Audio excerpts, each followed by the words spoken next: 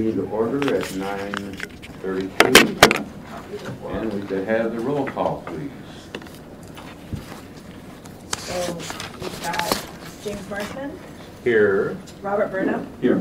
Martha DeGasis, here, Karen Johnson, Here. Nick Kuntz, Here. Barbara Silver, Here. and Ken Cullen. Here. Everybody. Do we have another mic for Barbara? We can share. Yeah, we don't, so. Full house today. Okay. Thank you. No problem. And I see no one in the audience, so we don't have any introductions there. And will the staff introduce themselves, please? Yeah, my name is Mike Wiltshire. I'm the Facilities and Energy Manager and the ADA Coordinator for the city. Tina Diaz, Accounting Assistant. I'm sorry, what was your name? Tina Diaz. Alelia Parento, Energy Analyst.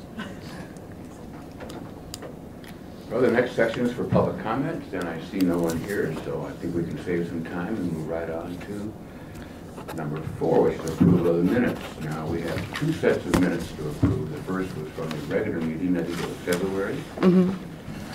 And I think Barbara had a few thoughts on that. Yes, I did. You know, you had said you were not familiar with doing minutes, and Can we get a mic?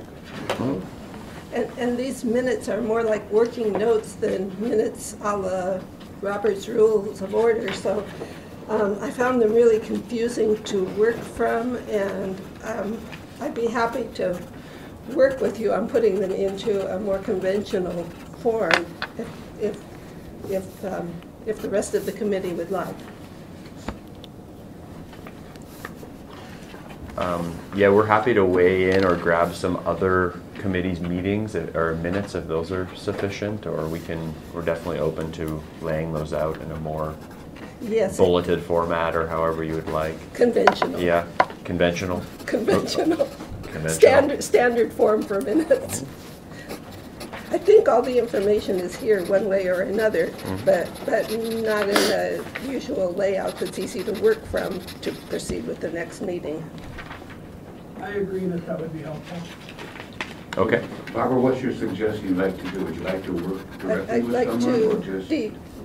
yes, I'm willing to work with Tina if she'd like, or Mike, or whoever.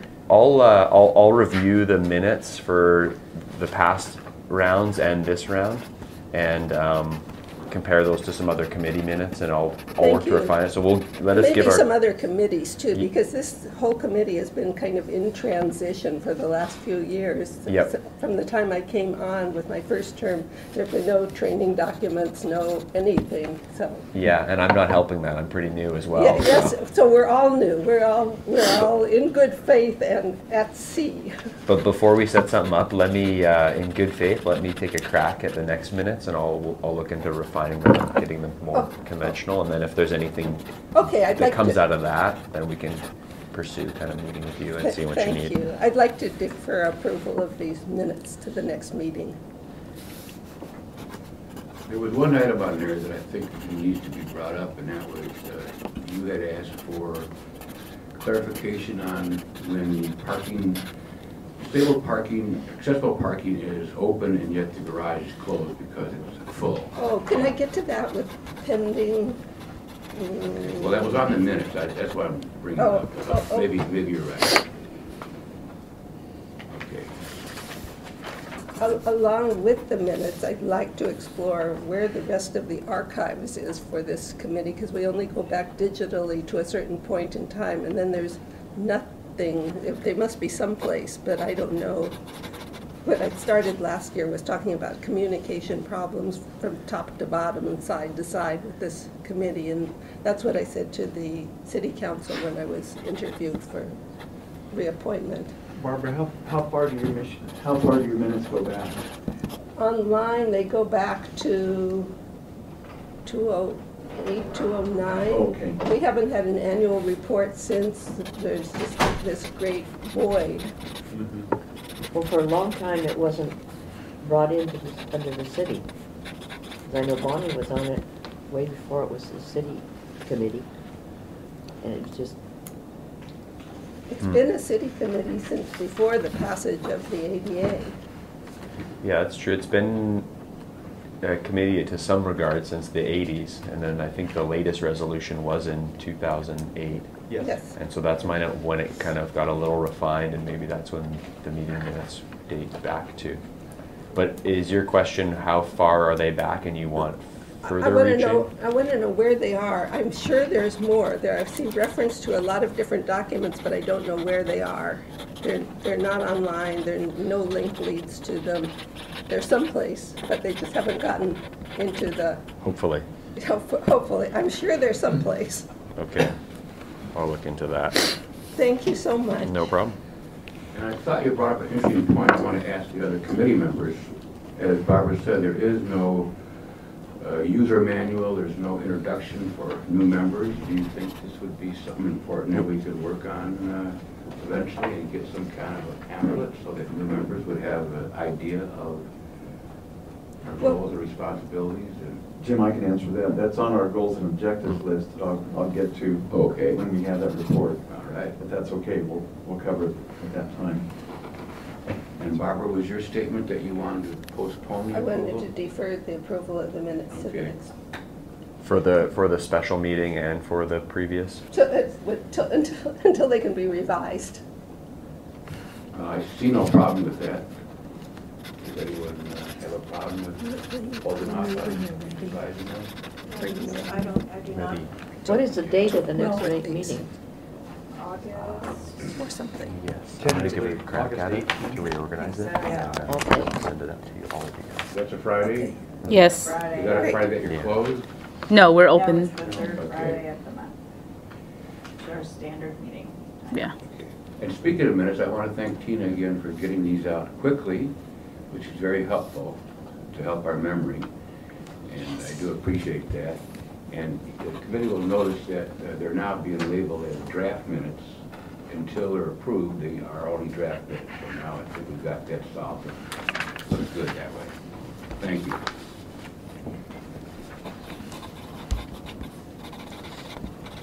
So, Jim, are we deferring approving the February 17 minutes until the next meeting? No, deferring them. That was Barbara's suggestion. Now, I have a question. I'm not sure if I'm doing this right. I have two things I'd like to add to the special meeting minutes. As a pending item or as a thought from the Just minutes? that we're missing in the minutes that I thought I would add to that. Is this for the April 14th meeting? Yes. The special meeting. Is it okay just to have it written down and maybe Tina could then look at it and make sure that my memory is correct? Yeah, well, let's hear what you were suggesting. I was very concerned with the assurances we got from Justin, and Tina covered almost every one of them exactly as I would have done. But there was two things I want to make sure it's clear. Justin had said that the doors to the side entrance to the Cabrillo would be unlocked during business hours for deliveries, and chair users could use it. And that particular statement was not there. She did say later on that there would be monitors there that you could use it after hours, but there was a statement that it would be open during the day. So I'd like to check your tape and make sure that that is the correct assumption on my part. And also, as you know, I was concerned about the parking meters not being ADA accessible. And Justin had said that if they were not fixed by Waterfront, by the time the Cabrillo Art Center opened, that they would make sure it was their responsibility. So if you could check on that to make sure he did say that, I would appreciate that. Because that's been a sticking point on whose responsibility the meters are. The original plan checker said it was the responsibility of the Art Center. It's been going back and forth. I see both sides of it. So just if you could just check the tape and make sure you did kind of give an assurance that they would take care of it if Waterfront did not. Those are my two comments on the special meeting. And we'll visit those next meeting then for approval.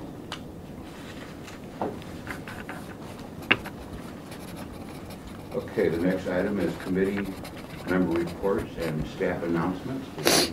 Actually, Jim, on under number 4, I have approval of minutes and discussion of pending items. Thank you.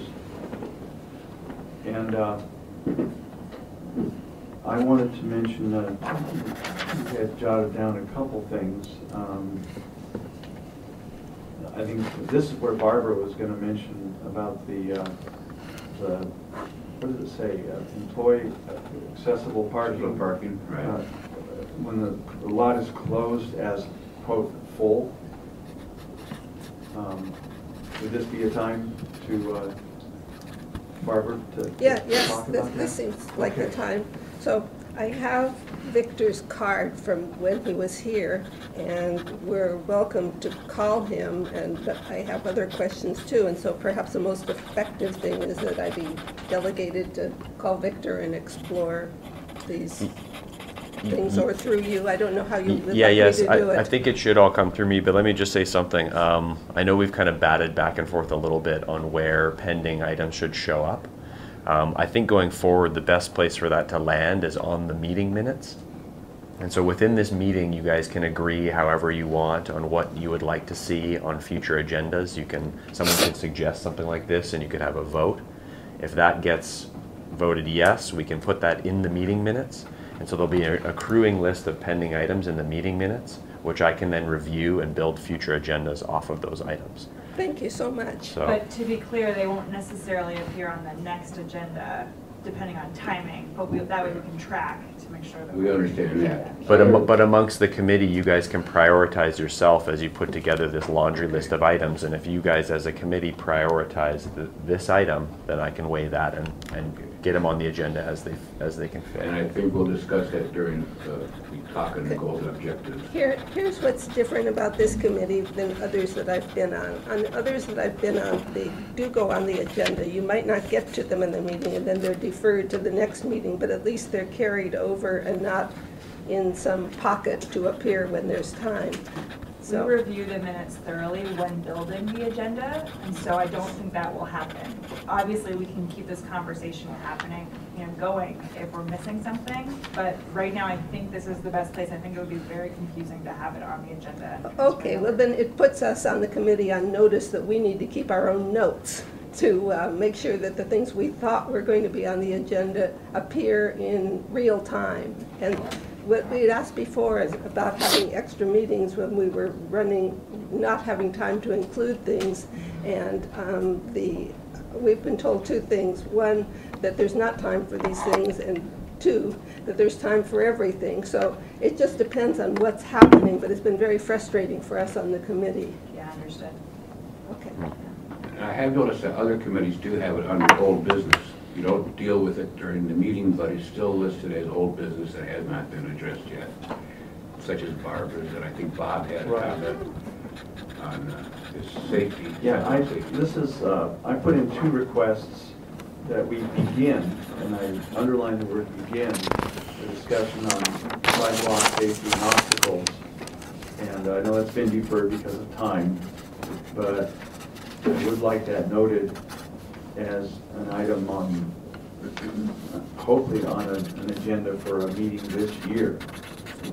If we can't do it in the next meeting, then hopefully in the November meeting. It's currently on our list for the August meeting. Jim Dewey was going to come back to us now that he's taken over the streets and sidewalks and discuss it, but that goes back to Mike's point about prioritizing what you want to discuss first. Well, we're happy to prioritize it, but we don't want things to disappear. Absolutely, and we don't either. And then the one that I brought up to Mike at our private talk was an overview of the ADA transition plan.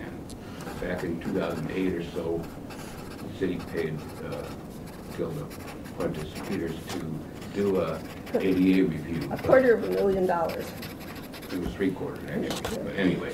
The point is, there needs to be a transition plan, and then I found interesting things on the website that talks about a ADA compliance committee that supposedly meets once a month, but it doesn't, and also it mentions an AAC 2 staff group, and it says that the ADA compliance officer is in charge, but no one seems to know about this. So could we have an overview of the transition plan, the compliance committee, and the ADA 2 staff? And this item was also on our priority list for the August, but we're starting to get into a territory where we do need to start prioritizing. I As if we're understand. just kind of, Just want to make sure they don't get dropped, so. they'll be on this meeting's minutes, and we can, once Very those good. meetings go out to Thank you you. guys, you can approve those minutes, and if there's anything missed, you can make note of it Okay. then. Will you consider meeting more frequently like this committee did in the past, so that we don't have to always say, well, we'll get to it if we can? Because sidewalks seem to be the kind of thing that we shouldn't get to when we can. Yeah, I'm still new, and I'm trying to get a handle on how much, like I've said before, I really want to focus this committee to things that we can handle and things that are within the purview of the committee. And so I'm still grappling with getting a handle of what that is. And so I would like some time to kind of filter what we are and aren't adding to the agenda so that we can progress productively instead of just providing a venue for people to discuss and vent. Us too, because when I became a member of this committee, there seemed to be various conventions limiting our effectiveness, but when I went to look for the documents that would provide those limits, they're not there. So I've been biding my time, and so I'm very happy to have you take an interest in it. Yeah, give me some time. I can assure you my goal is not to withhold any information or make your guys' lives any more difficult. Thank I can you. assure you of that. Jim, before we go on to the item 5, I'd like to ask, this is just a tweaking of the communiques, the agendas and the minutes. I noticed, I don't know if anyone else has this problem, but in the agenda, everything was kind of run together. I mean, item 4 would end, and then item 5 would start on the same line. And it would just, everything was all run together. There was no line break between item 1, item 2, item 3, and it's very difficult for me to track. Do you need a minute? No, Bob. the agenda. Bob, I That thi- was your reader or something. Yeah. The actual PDF does not have that. I think what was happening there is Tina was sending you a raw text document, Okay. and so that's how that was being displayed. So we can work with how you can best view It's those not like agenda that. and minutes. Okay, no, I was reading it, when she sent it in the body of the email, it was all, like you said, raw text, it was just all run together, one line into the next, and so it was just hard to track. I probably Okay. could have opened the PDF and read it more easily, but sometimes my software has trouble opening PDFs, and so Yeah, I went think the easier route and was just reading it through the body. of the I think email. that's why Tina kind of took that step to send it to you in text, because we were under the assumption it was easier for you to view I'll go them, ahead so- and- but I'll go ahead and separate the lines when it's line 1 and then start the second line in the next line for you. Thank So you. we'll I do. appreciate that. Just a little housekeeping thing. I didn't check this. I think that your PDFs are actually readable now. They're searchable. Tina, if you Sure. just look and see if you can highlight things on the PDF, that means that the screen reader can read it, and you wouldn't have to send Bob an extra type of copy. If you cannot Yeah, I was- highlight and search, then it needs to be changed in PDF to a readable. Once we have our documents in a readable PDF, then they're accessible to everybody. Okay. So that's the simplest way to do it. Does that make sense? Yeah. Mm-hmm. Okay. we can check that. And Mike, I appreciate your thought about what we just discussed about the pending items, and I think that I feel comfortable in waiting until the next meeting, to see how things work out there, and then at that point, we can go any further if we have to, but I think that with the August meeting, we should be able to hit a few of these, or at least have it in the right format, so. Right. Let's wait till the goals and objectives is discussed, but I'm free. Thank you, Barbara, for all your comments there. I hope we can work together. So far. And if Mike can look at those minutes from other groups and just try to get them more consistent. But I do appreciate Tina's work on that. Mm-hmm. Absolutely. Is there any other comments on the pending items? I have none. Well, just my clarification with the remaining issues about parking. Should I email you some of my questions that I would direct to Victor, or how would you like me to do that? I'm going to capture that as a pending agenda item on For next the, time? No, this time. depending if we can. I'm going to in this meeting's meeting minutes, I'll send out all of these pending items we've discussed: ADA parking and garages, beginning a discussion on sidewalk safety, ADA transition plan implementation. Garages and parking lots. Yeah, ADA parking access at garages and parking lots. And then I can build a draft agenda from that. If all these items don't fit, I can let you know when it will fit on. And then once it's agendized on an item, I think we have sufficient time for me to get in touch with you to see what your specific questions are. And I can bring in whoever we may need, if that's Victor Garza, if that's somebody else in parking. I don't actually need anybody to come in. I just have some direct questions. You can email me those anytime you like. Okay, yeah. good. If they're specific. He gave out his card saying we could call him anytime, but Yeah. I didn't want to do that until I talked to you. Yeah, it's probably cleaner if it comes through me, Yes. just so there's not all these different avenues of people asking questions. But yeah, if it's just a number of questions that can be answered and we can save Yes. people the time of coming in, then Yes. send me an email anytime. Okay, great. And I think we all understand that everything can't be put on the agenda for next time, but if we could just be able to ask for a status update from you on what position you have, that would be great for me. Any other comments then on pending items? How to keep this in order?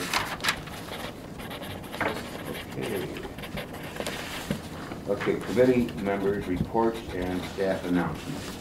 Is there anything from the staff first of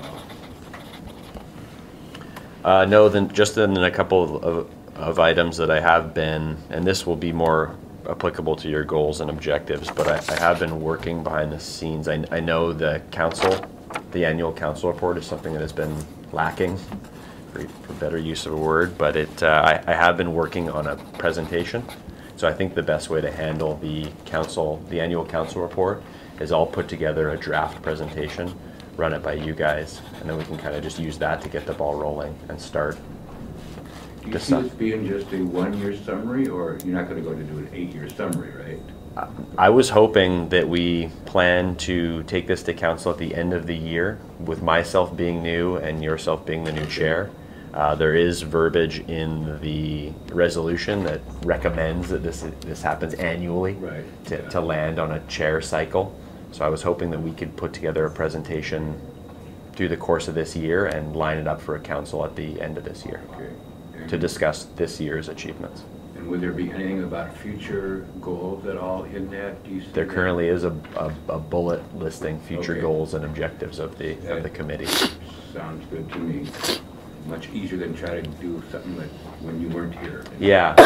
So Does anyone have a problem with just making the staff report based on the new year with Mike? Sounds good to me.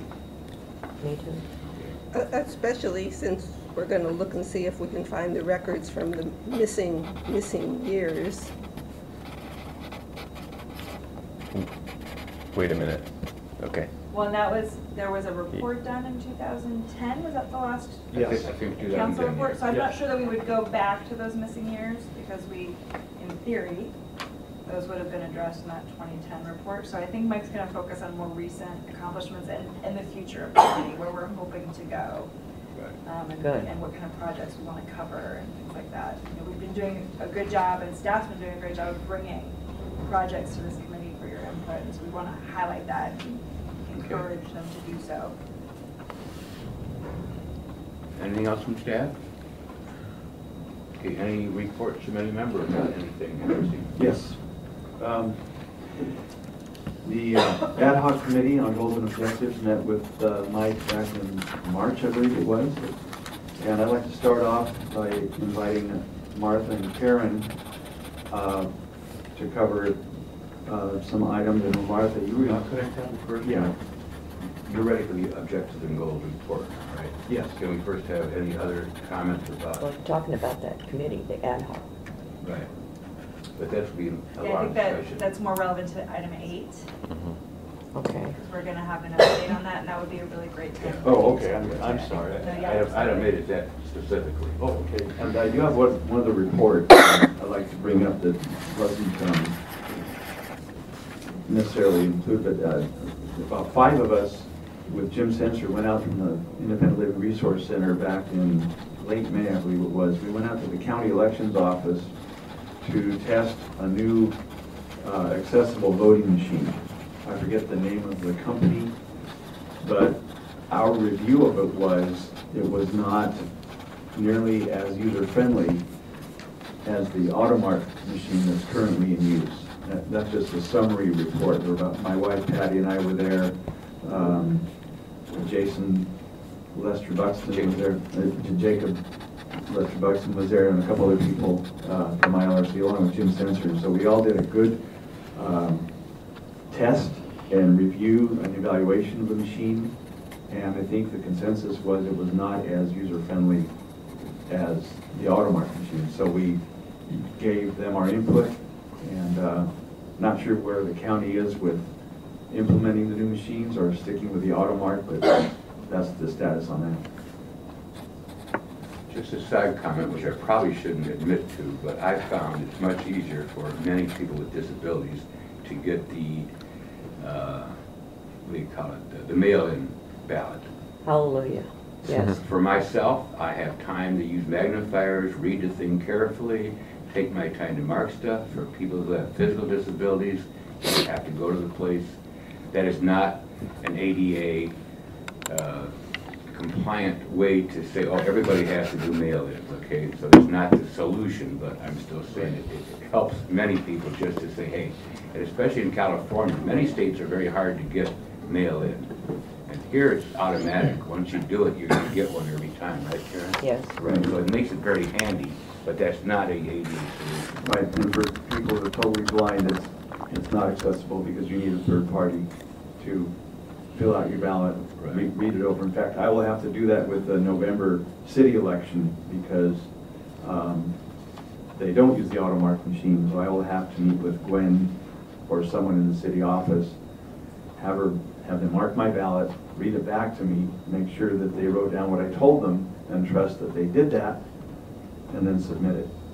So it's not an independent vote for a person totally blind. So just make sure staff knows that. Probably everyone's aware of this, but the new ADA compliant ramp and entrance to the south side of the public library is under construction now.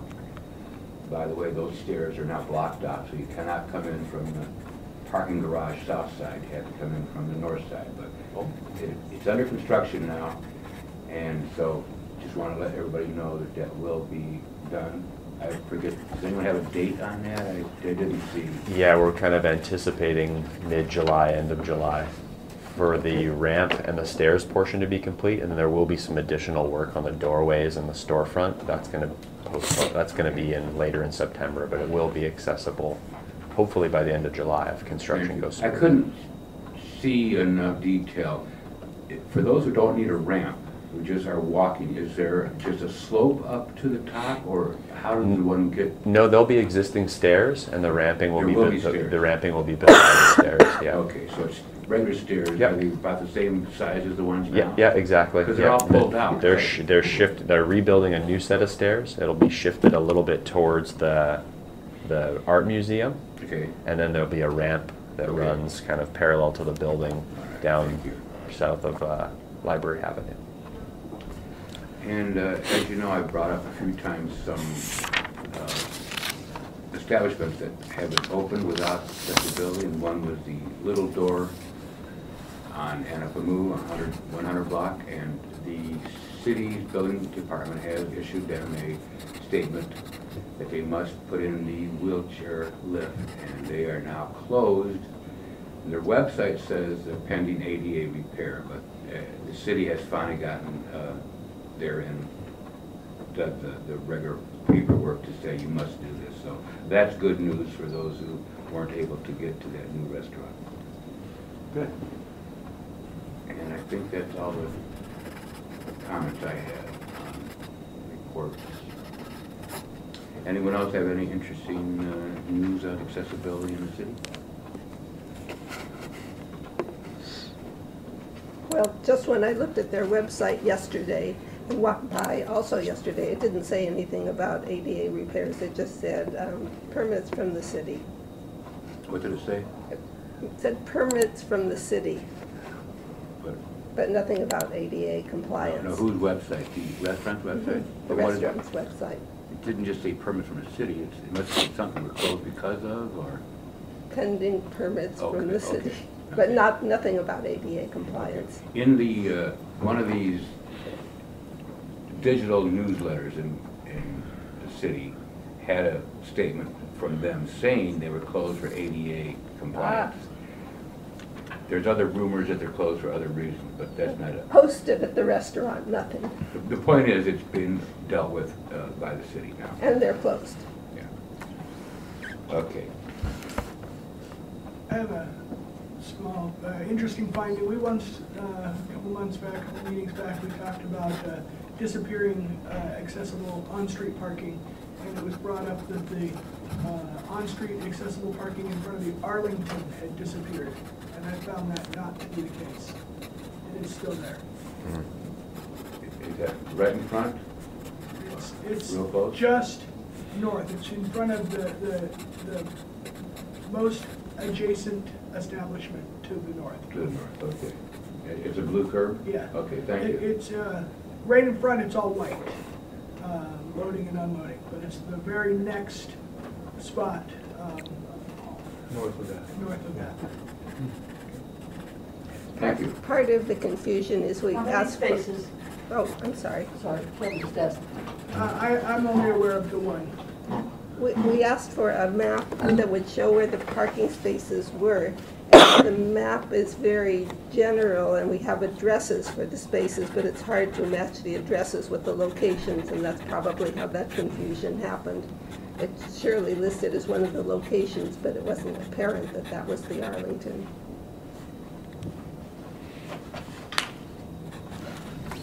This is probably the wrong time to mention it, but I've got a concern about the Cabrillo Arts Center parking right in front of the building. I think there's one blue space and the rest are green loading zones, and those might Green all is be 15 filled up. minutes. Pardon? White, green is 15 minutes. Right, but, White is loading and unloading. right, but there's no white there. That's, Ah, as far as I know, there's one blue spot where you can park, and then the rest are 15-minute greens. As far as I'm concerned, green is preferable to white because white has a limitation for ADA parking and green does not have any time limitation.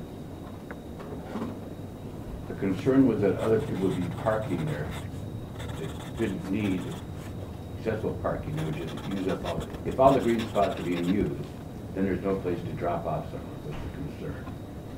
And I was just wondering if that could be looked at.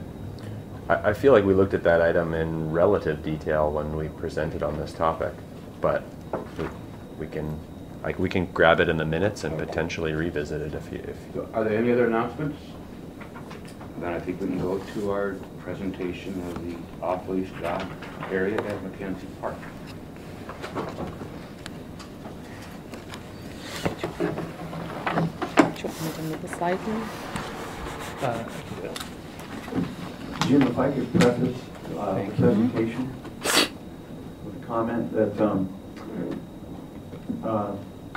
I guess I'm concerned that this has already gone through the design review stage, and I'm just wondering, there was such a brief blurb about it on the agenda that it seems like other committees, when they get a project like this, they get a week or so at least to look at the document and review it prior to the meeting. And yet we are given this sort of on the spot and, asked to give immediate input. And I'm not sure if we are properly prepared.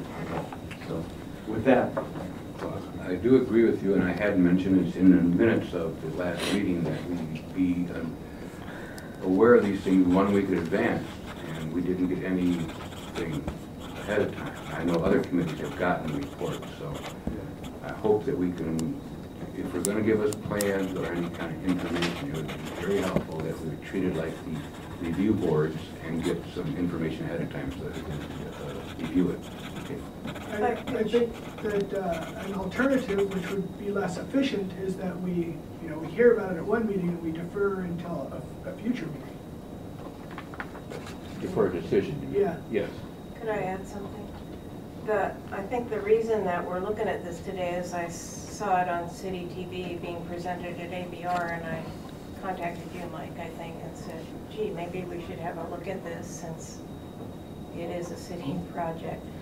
I mean, maybe it would be helpful for us to look at these pending projects concurrent with ABR or HLC or before even, so that they could take comments, the applicant could take comments to ABR and HLC that we have looked at these projects.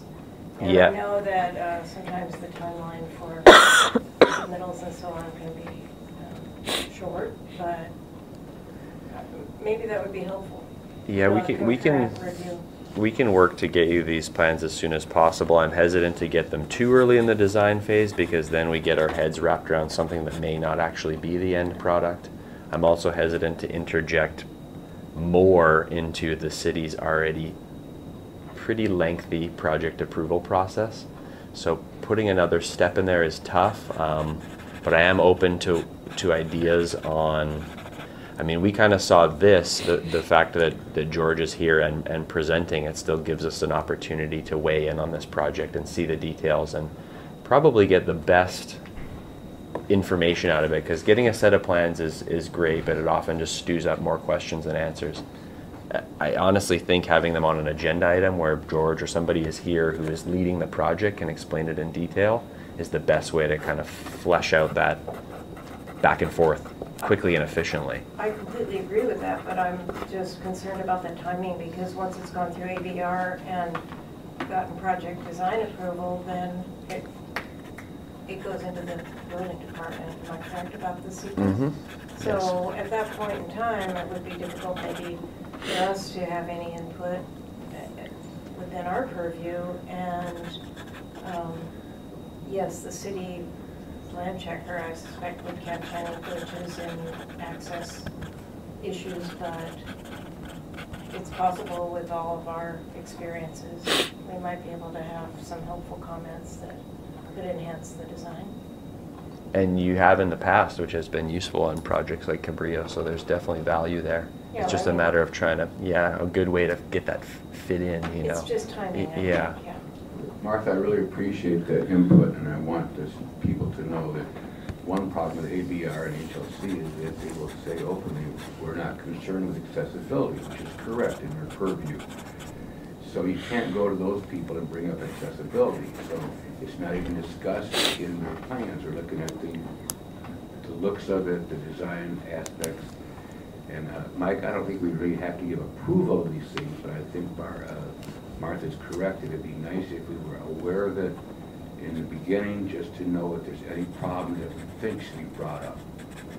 And sometimes we find out that we were, like on Cabrillo last year, we were asked to review it after it had been approved. So we're just kind of not in the loop. So I think that Martha's comment is very good.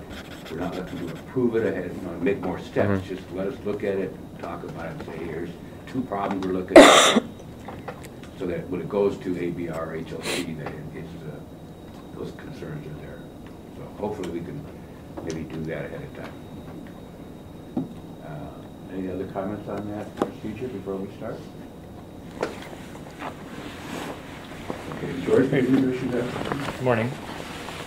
My name is George Thompson. I work in the Parks and Recreation Department. I'm the Capital Projects Supervisor. And for members on the committee that don't know what a capital project is, I'll just start from the very beginning and say, for me, I differentiate between a capital project and our regular park maintenance. And so the park maintenance, you see our staff mowing lawns, changing out trash can liners, picking up garbage, trimming hedges, our streets crew doing maintenance. That's not what our group does. We work more on refurbishing, building new. We work closely with facilities and Mike's crew on project development, design approval, construction, and then we hand it off to our maintenance crew. So hopefully that gives you an idea of what our group does. I'm here today, yes, to talk about Mackenzie Park off-leash dog area, and as you just discussed, we are well into the design and permitting process, but putting that aside, we want to hear how we can improve this project. It is going to be the first enclosed off-leash dog area in the city. We already have several that are not enclosed or fenced in, including at the Douglas Family Preserve and Hale Park. And so this one will be a new amenity for the city. So with that, I'm going to basically run through a general overview of the project and then get into some details on some of the ADA components. I do want to make one statement, though, on what I just heard of that discussion. When we go to various committees or commissions, such as the Park and Rec Commission, they don't get the plans weeks in advance to review them. It's essentially on the same timeline, and they provide comments in much the same way that you are going to now. So there's not advance approval for certain committees. Certainly for HLC and ABR, we do provide advanced set of plans, but oftentimes those plans are in transition and we'll show up to the meeting with the most up-to-date set of plans. Secondly, in terms of our workload and the number of projects that we're moving through design review, design development, and construction, in the Parks and Recreation group, we have up to 30 projects moving through at a time. And there are small projects in the tens of thousands of dollars to projects like the Cabrillo Pavilion, which is going to be more along the $15 million project scale. So I say that because I know facilities and Mike are trying to get projects in front of you and get input in a meaningful way, in an efficient way. So for us to bring every project to you on a monthly basis would take upwards of 2 years to get our current projects on. And every fiscal year, come July, we'll have council approve fiscal authority to start developing probably another 6 projects. So that is just the thing that Mike and I grapple with every day at work, is how do we get these projects permitted and built for the public. And as Mike referenced, it is a very sometimes onerous and complex process to get that done, particularly since we are a coastal city and we have another layer of bureaucracy known as the California Coastal Commission that has permit authority over quite a few of our projects, just to reference that. So, may I ask a question? Absolutely. Is there some place, a website that we can look at to see what projects are Sure. in the works? So the things we're familiar with, we might pay attention absolutely. to? Our work plan is essentially developed through the Capital Improvement Plan, or we refer to it as the CIP. And right now there's a big effort on the city's part to make everybody in the community aware of the CIP, and we're doing that right now because of a potential tax increase ballot measure coming this fall. But usually around October, November, every 2 years we redevelop the CIP, update it, but there is a section of the city's website that has every city department listed and every department's CIP projects. Thank you. It is 300 or so pages, maybe more, and it shows the project name, a short project description, and then a general budget for the project across 6 fiscal years. Thank you.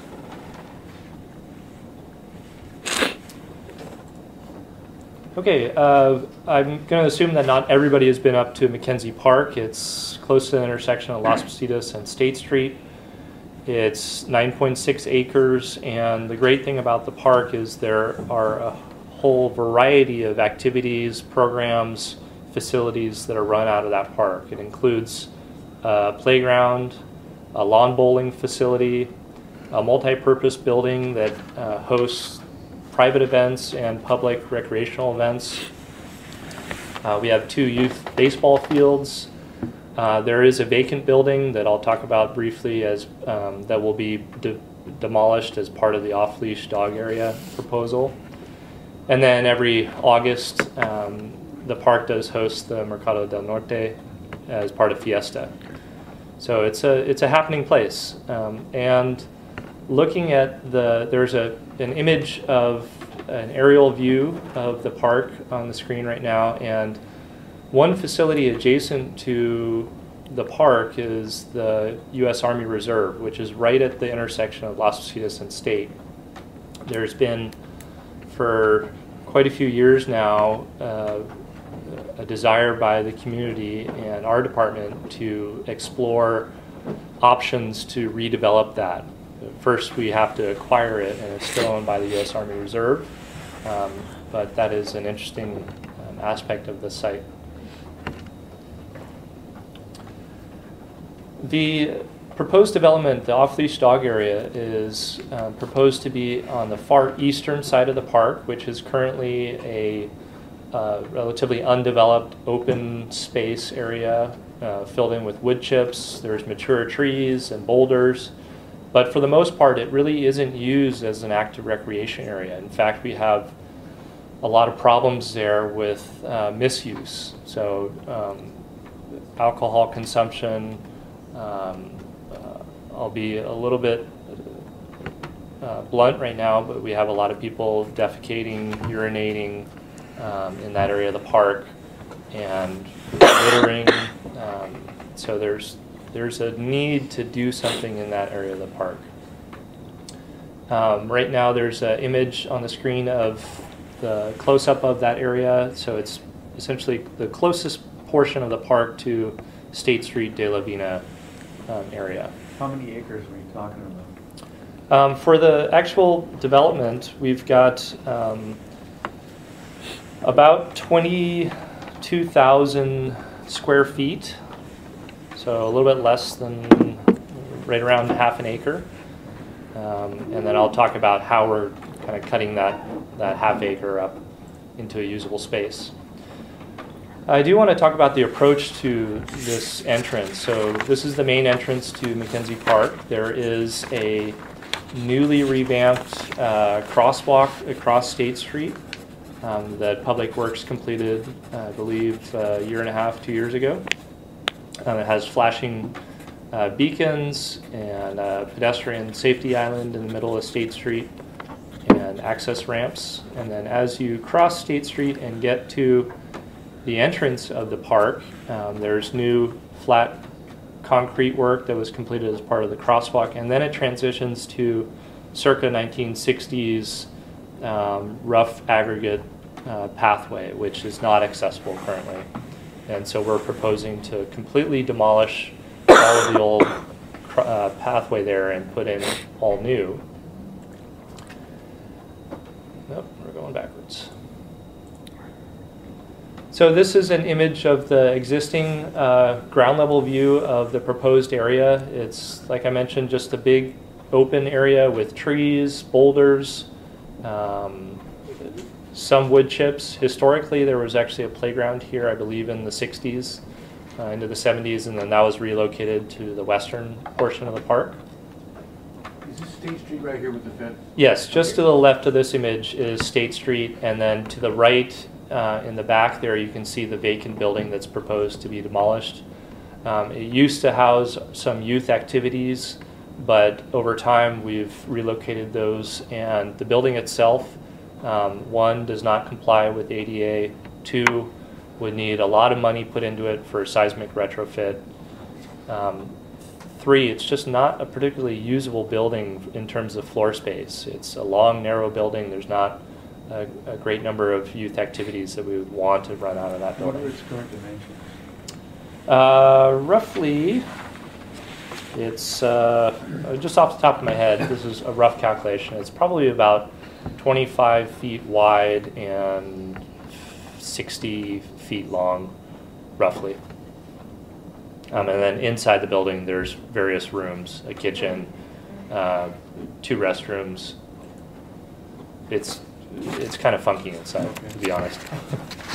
Okay, so the actual proposed off-leash dog area, we are going to do a fully enclosed, fenced area. So as a dog owner, you don't have to worry about your dog running out into traffic or getting away from you.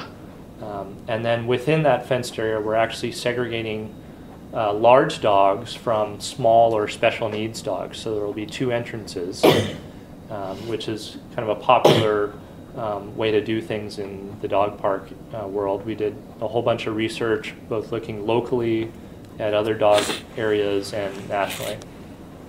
In terms of amenities, we're keeping it pretty simple because really dogs just want to have fun and run around. This is not really a people-centric park area, but we are including benches for seating, and I'll show a couple images of what those are proposed to be. We have a dog drinking water fountain. It's not going to include one for humans. We have trash cans and doggy bags, and then outside of the fenced enclosed area we have 2 lights to assist with egress out of the park. And these are pedestrian scale, 14-foot tall lights to light up the pathway. Okay, now I'm showing a rendering that one of our staff did. It's an oblique view, so basically a bird's eye view looking down into the park area from, if you're about 80 feet above State Street, looking south into the park area. Closest to State Street is the smaller dog enclosed area. So as you're walking into the park on the pathway, your first left turn will be into that small space, and then if you have a large dog, you would continue walking down into the park into a separate entrance. And then we do include a maintenance access gate. Now I'm showing a close-up of one of the proposed amenity areas. So as you walk into the fenced area, we actually have a small corral.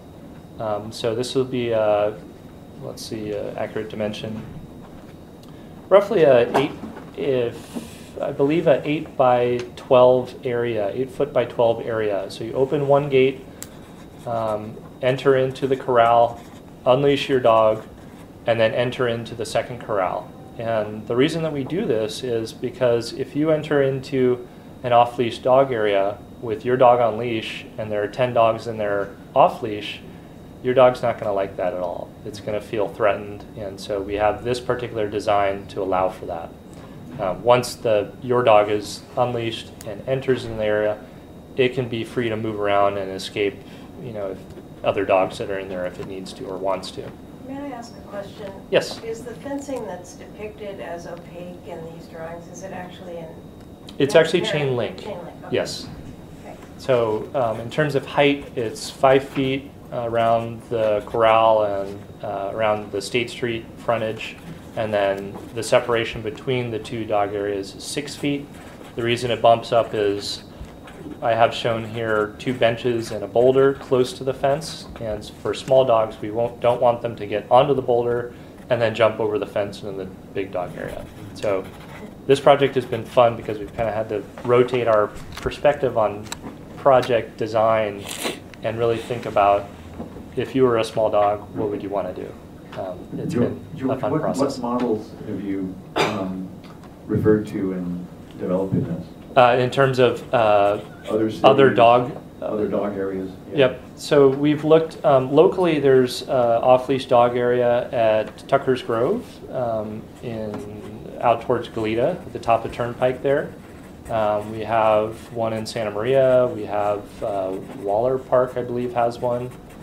And then we looked at across the nation, really, at quite a few different areas. And in terms of where we are as a community in the state of Santa Barbara, we are way behind on providing off-leash dog areas. For a city our size, looking at other cities of a similar population size, they have 3, 4, 5, 6 off-leash dog areas. And the other thing that is challenging for Santa Barbara, not just for this project, for other projects we do, is we don't have the space to do a lot of the things that we want to do. We are so built out we're so confined by our existing development that trying to find an area for a dog to really be free and run around is very challenging. One of these dog areas, the large dog area, is 14,600 square feet. That may sound fairly large on paper, but for 10 large dogs to share that space, it doesn't really compare to other areas such as in the Central Valley around Sacramento, where they have, you know, a 2-acre dog run. But that's us. We have to find accommodations. So let me go back to the previous slide. Whoops. I just want to talk about the actual layout of the bench and entry area. So as you enter into the entry, so you've gone through that corral, and then you're in the actual dog enclosure. There will be a bench that meets California Building Code and ADA on your right, so it has the back to it, and seating depth. Adjacent to that is ADA space for a wheelchair or other similar device. And then there are 2 other benches and several rocks for other seating. We don't know how many people are going to want to sit down while they're in this area, or if they're going to be up playing with their dog. But what we found in other parks is it is a social area, not just for dogs, but for owners. So we wanted to provide some amenity for that. And then on the left of this image is a depiction of the dog watering area, and in the center of it is the trash can and doggy bag. One thing that we're still developing right now is the specific signage that we're going to have at the dog park area, so at each entrance. So I would love to get some feedback on how we can make that signage available and interesting and helpful for all of our community. We'll obviously have the regulatory information on there, but we also want it to be welcoming and let you know exactly what you're getting into when you enter. I can sense a question. Question. A couple things. What is the supervision, if any, and the hours that this will be open to the public? The reason I ask, before you answer, is my wife, I've lived with her for 36 years, and 4 guide dogs, and our experience with dogs off leash is a huge X factor. I mean, you know, dogs, a lot of dogs are penned up in yards all day, so when they go out into public places, they're petrified. They're really scared of the unknown, and their behavior is very unpredictable. So the idea of an off-leash dog area right away for me sounds scary. I mean, my wife would not allow her guide dog to go into an off-leash dog area, even though she's very playful and every dog is her friend. But that behavior is so unpredictable. So my question to you is there any kind of supervision as far as how people enter and exit this area, and what the hours you anticipate for the operation, accessibility for the public?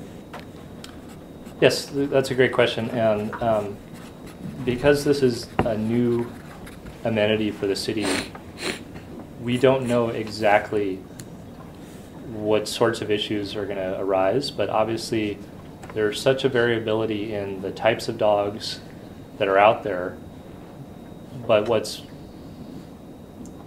more of a factor is the variability in the owners. So dogs are fine, it's the owners that are fighting. The public. Yes, Yeah. so Right. this is a public facility. You're not mandated to bring your dog here. What you are mandated to do is to have your dog on leash when you're outside of the off-leash area. So that's starters. If you're outside of the dog area, dog's leash is on. We will not have staff there all the time when the off-leash dog area is open to the public. The off-leash dog area will not be open to the public when the park is closed, which is generally during daylight hours. What we found in other off-leash dog areas is that it's a social place, and so there are social circles that get formed at these areas. And oftentimes those social circles serve as the best enforcement of the rules. Right. And if there's one bad apple, the social circle will call the park ranger, call animal control, and that issue will be dealt with.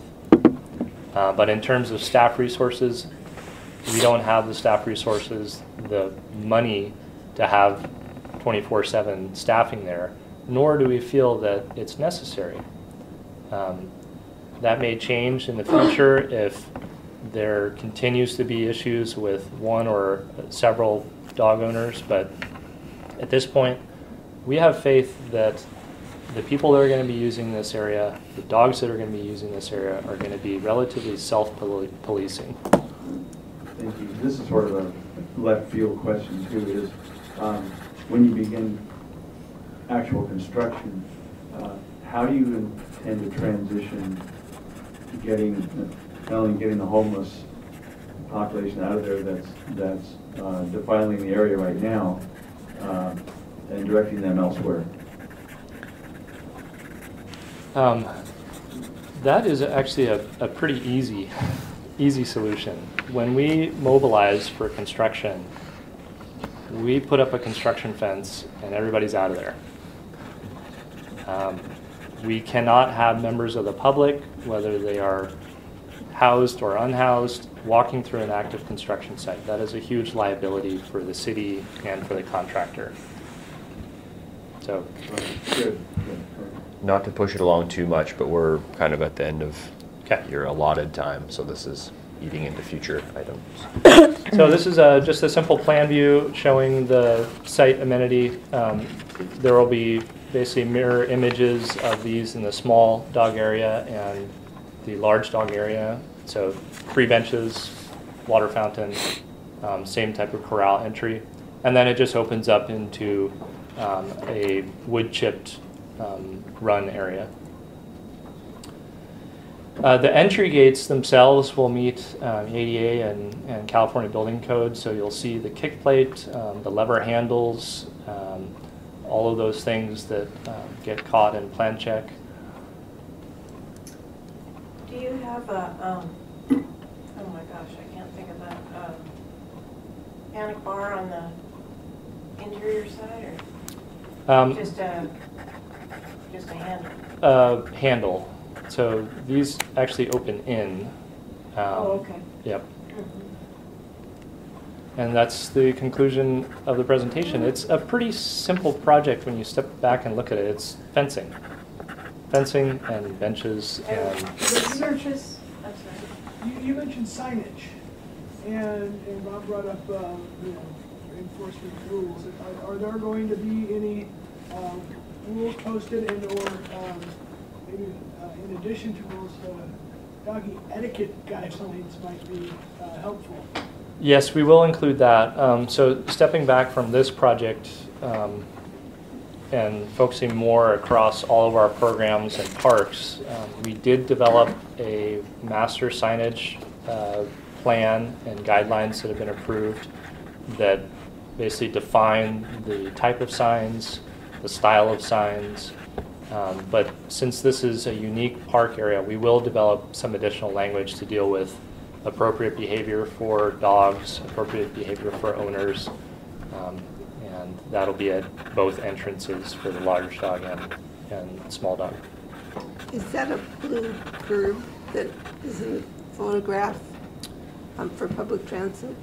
Yes, so I thought this issue might come up, so I have a couple other slides. We have public transit stop, so the MTD stop there, and then the park entrance is to the left of the slide, where you see that flashing beacon crosswalk sign. And then if you're coming northbound, there is right across the street another MTD stop But currently there is no blue curb there. I have 2 to 3 questions. One is the comment on that blue space adjacent to the park entry on the park side of the street. Yes, to be clear, there is no blue space. It's gray, but it did look blue. Right. Oh, It's okay, actually I a understand. gray. That's gray. Yeah, Okay, I they painted out, I think, apologize. some Okay. previous red curb. Never mind. The surface of the dog park area, what is that? It'll be wood chips. So technically not accessible. Okay.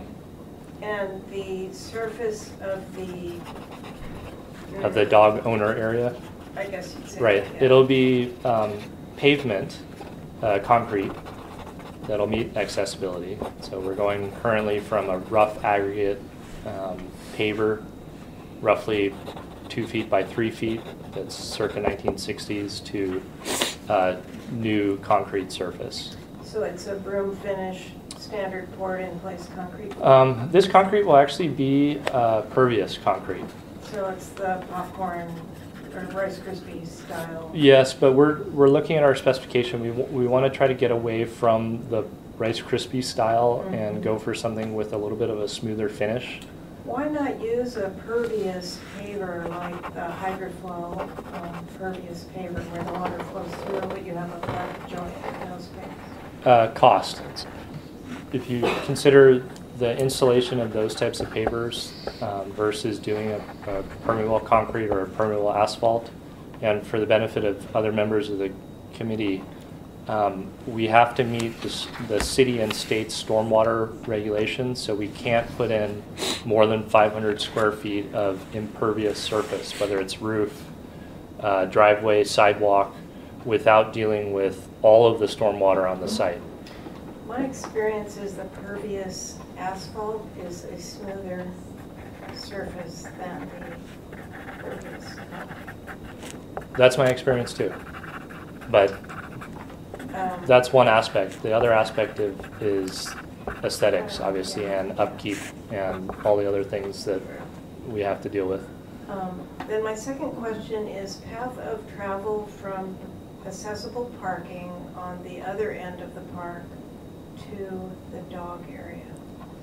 Yes, so what we did in developing this, currently it's not accessible. And so another aspect of this project is going through that accessible pathway and grinding, repouring slabs of sidewalk, and making that accessible. Do you have a site plan that shows the path of travel from the parking area to I've got the dog park? a general site plan, and so the parking, accessible parking is roughly here in the northwestern portion of the park. The accessible pedestrian access is off of State Street. There is no accessible pedestrian access from Las Positas or the northwest corner of the park. There's no sidewalk, there's no curb cuts, there's only a vehicular driveway. So the accessible parking is in the parking lot, and then the path of travel will be past the playground, which is shown here. This is an outdated Yes. image, but probably the best one to show the site. And then the pathway basically hugs the toe of the slope on the south side of the park and goes past 2 baseball areas, including dugouts and other baseball amenities. And then there's a restroom about halfway to the off-leash dog area, and that will need some retrofit. The slope into the restrooms is, I believe, 9%, so we'll be looking at that. And then one would continue northeasterly and then arrive at the off-leash dog area. And that walkway that you're describing on the south end of the park is an accessible walkway currently? No, it's not. So what I'm saying is we'll have to come in and do probably $80,000 or so of repouring concrete, grinding, bringing upgrades, all of those things. And will that work be done concurrent with the development of the dog park? By code, we have to, yes. Okay. We can't put in a new facility without making an accessible pathway to the restroom. So, yes. Thank you for that clarification. I just want to kind of review and make sure I got this right. This is all going to be on level ground, correct? There is no large elevation changes in the enclosed dog park, correct? The entrance and the bench area is all on level ground. Once you step off of that bench area, then it becomes basically unimproved native soil. There's some topography change, but it's not, you know, there aren't 3-foot mounds, 4-foot mounds in that area. There's some variation though, it's Now, not. you don't envision the people actually being in with their dogs running around, or are they going to be in that area? Or are they going to be sitting in this social area and the dogs are going to be next door? I missed something there. I would expect that some people will choose to sit and hang out on the concrete area, but certainly if you engage with your dog throwing frisbee or a ball, you're probably going to be in that other zone. And in terms of accessibility, the nature of dogs, and they don't stay on accessible pathways, there's no other solution to have an accessible path into the unimproved area that would really benefit that experience. I tend to disagree. You know, if I want to play fetch with my dog, that's not possible in this scenario. And I don't see that I need the entire enclosed area to be accessible, but if I could, you know, get into the gate and have an area where I can park my chair off to the side, and have a room to turn around and get back out without getting, you know, stuck in the wood chips, then I could play fetch with my dog in that area. And just for reference, how long of a path would you like? Well, I'm not sure that I'm specifically wanting one, but I'm trying to think of the person who might, and I think, you know, I'm seeing these, I don't know how they're described, but around town I'm seeing an area where there's not necessarily sidewalks, but there's enough room on the corner for a wheelchair to sit adjacent to the crosswalk, out of traffic. And I'm thinking something about that size. You know, maybe a 5-foot radius would be sufficient to turn a wheelchair around adjacent to the gate there. So, Mike will have to be the judge of time, but one thing that we tried to do on this design, and for reference, I'm showing a plan view of the dog entry area. We've got the double corral gate. You enter in, and this delineates the hardscape area. We've got accessibility circles shown there, primarily for the dog watering bowl. But what I'm hearing is we could have some sort of extension off of that to provide for a dog owner to go into that area and be able to throw the ball or frisbee or I think that would be good. Once you get into the dog area itself, have a little pad, at least 5 or 10 foot square. We are quite tight on time. George, are you willing to visit that option? Oh, yeah, that's okay. I just have one other quick comment, is the engaged boulder at the 2 benches there, if that weren't there, that would give another wheelchair seating opportunity. And, you know, at less expense than trying to. Yeah, the reason we put that boulder there is it makes it a little bit more visually interesting and takes away from just the flat concrete.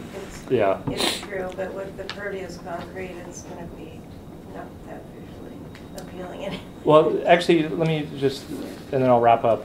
The dog owner area will actually be impervious, so regular concrete.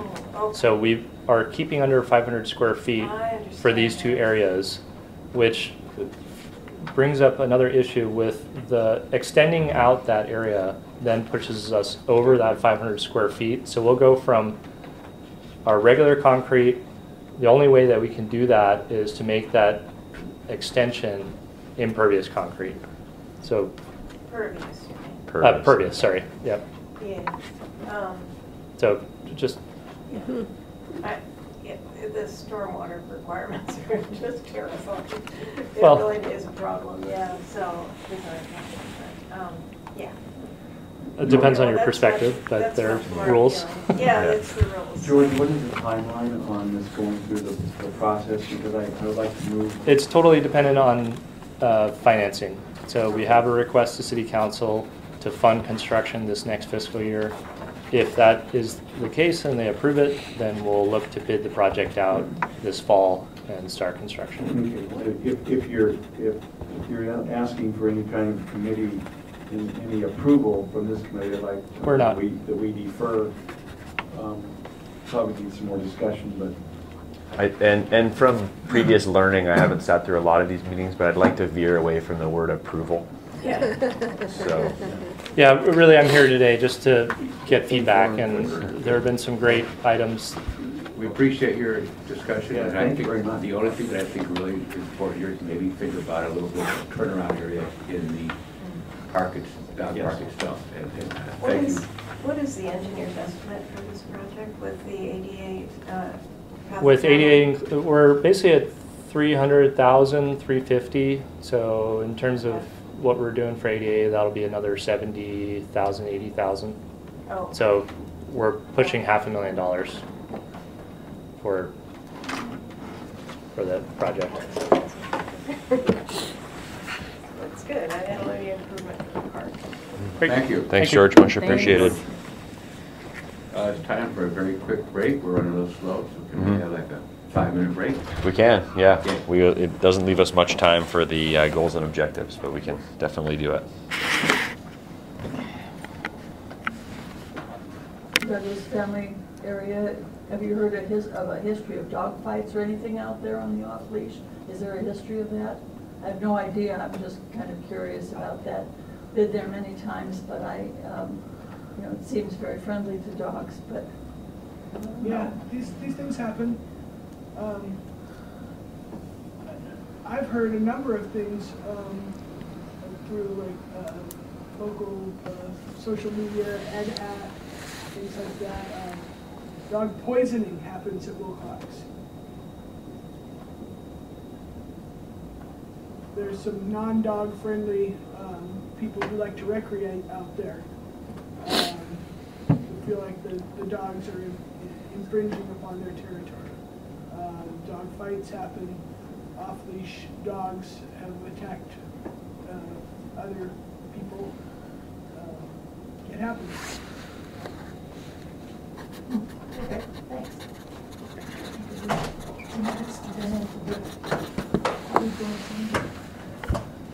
From the goals and objective group. all right. Karen and Martha and I met back in March with Mike and Alaria. And I'd like to start off, Martha, with you and Karen. And I want to bring this before the whole committee. I'll preface my remarks by saying this list is in flux. It's never in stone or concrete. It can always be added to or tweaked or improved. I'm sure it's kind of an ongoing intention on our part to continue to seek what we need to do to be really active and functional as a city committee. So, Martha, you want to start off? You were going to mention, we talked about a brochure. Yeah, we did talk about a brochure, and Mike and Lelia reminded us that, our purview of this committee is within city projects only, and we don't really need to burden anyone with a community-wide access brochure, but my feeling still is that to have something published that would be available for the Visitors Bureau or something, even if it were just city projects that briefly indicated for instance, which parks are accessible to wheelchair users and what other amenities that the city is directly involved with might provide opportunities for visitors with accessibility, special accessibility needs. So we'll continue to work on that, and then separate from this committee, I think there's an interest between some of us to coordinate with ILRC about creating a citywide brochure for different non-city amenities that have enhanced accessibility. Yeah, I think when we met, that was one of the good takeaways, was maybe getting with the ILRC, and the city would obviously be happy to provide a list of projects. I just don't know if we have the resources or the breadth to develop a citywide facing ADA flyer, but yeah, we could collaborate on that, and I'm sure the ILRC would be a good resource. Well, in the resolution giving us our charge, it does say identify opportunities to educate the public about disability and disability access issues within the community. So I think that would cover that kind of publication. Briefly, I could talk to the executive director of ILRC if someone had an actual statement you'd like me to ask them to start working on, like a collection of information about accessible facilities in town. Is that what we're looking at? Martha? Yeah, and I think we're just sort of poking at the fringes of the possibilities, and my particular interest, of course, is wheelchair access, so it tends to be what I focus on, but you know, park facilities, museums, and so on. The beach down there at the Cabrillo Pavilion is a great example of accessibility that you just don't see most cities here on the coast. And I think that should be widely publicized. It can help tourism in the disabled community. Thank you. Karen, did you have anything? No, not really. I agree with everything Martha had to say.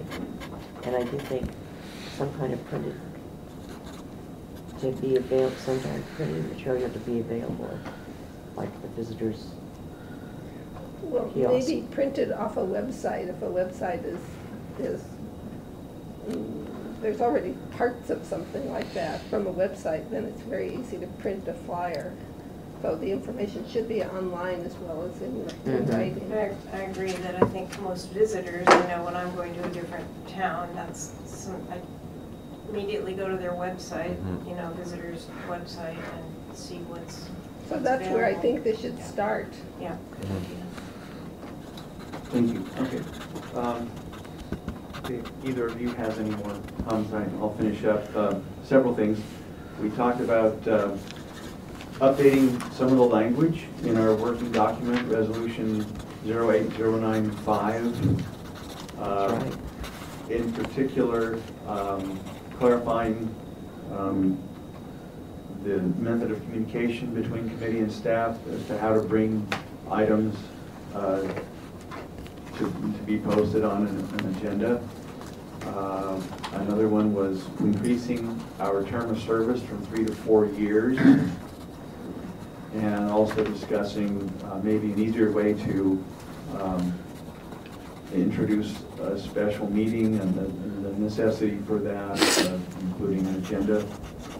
I know one thing Ken mentioned that I had forgotten about until just now was in designing and developing better communications and better methods of communication among city staff and those with different disabilities is this whole area of what's it called? First alert. Person first.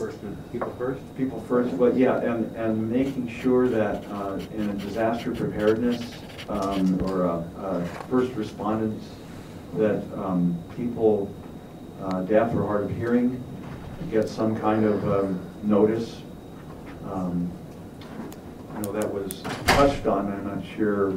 Yeah, I'd like to see that added. Many people who are deaf are aware of the TV, but you don't get the captions for local TV aren't good. And I know that you know, they have that little feed thing that goes across the bottom, and you get that sometimes. But you know, in my experience, if you get up early in the morning, the first thing you do is kind of hit the on button on the TV and figure out what's going on, and should be open captions or you know, like the Christmas fire and at 101. And my experience was, it was nice to have a warning instead of driving down and finding the freeway closed and you get you know, off at Cestas Pass and have to go through Ojai. You know, I appreciated that information being available to me. So let me just clarify. We're speaking about revising the resolution. Is this something that you would want added to the resolution documentation regarding emergency response? Is it part of the current resolution or not? No.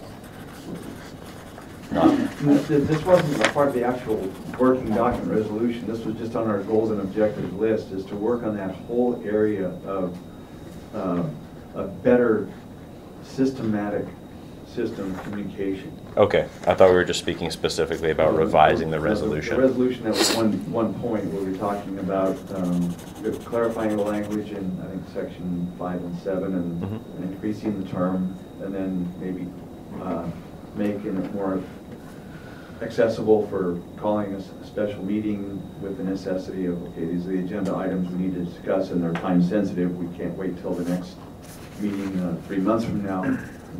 Kind of those kinds of clarifications. My other, just 2 other points. We talked about creating some kind of a training document for incoming members. I know Barbara touched on this, and I think Martha did as well. Both of you became new committee. You were, I know, wanting for a better briefing and a better introduction to how to serve on the committee, and that was a very valid point. And I was given a 5-minute real summary briefing when I came on the committee. And I'm not sure what others have experienced, but I think we do need to work up some kind of a training document. I'm not sure what other committees do for incoming members in terms of a real introduction to the purview of the committee, the function, the goals. I think Nick Kuntz would be a good resource there because he was the latest member, and we did do somewhat of a training, and we've put together a binder, and we've kind of put together everything that we thought we could put together. If there's anything to add to that, Nick would be a great resource to. That's a great point. I was thinking that, you know, I did get quite a lot of paperwork, but it seems to me, from my recollection, that it was more of a general kind of about the community committees and not specific to this committee. And I'm not sure that we need a whole new project to expand that paperwork, you know, to include a little bit more information specific to this committee. When I joined some time ago and I met with Christy, she gave me a binder specific to this committee, so I'll bring that to you, Mike. And we have that binder. Tina has actually updated it recently, and it's. Did that binder include a copy of the resolution? Yeah, absolutely. That's a document each one of us. I know I didn't study it. I didn't get it or study it until way after I was on the committee, and didn't really understand. Okay, this is the working document of the committee. Yes, absolutely. That's in there. Study that, review it. Okay, this is what we have to do. Okay, so that's it.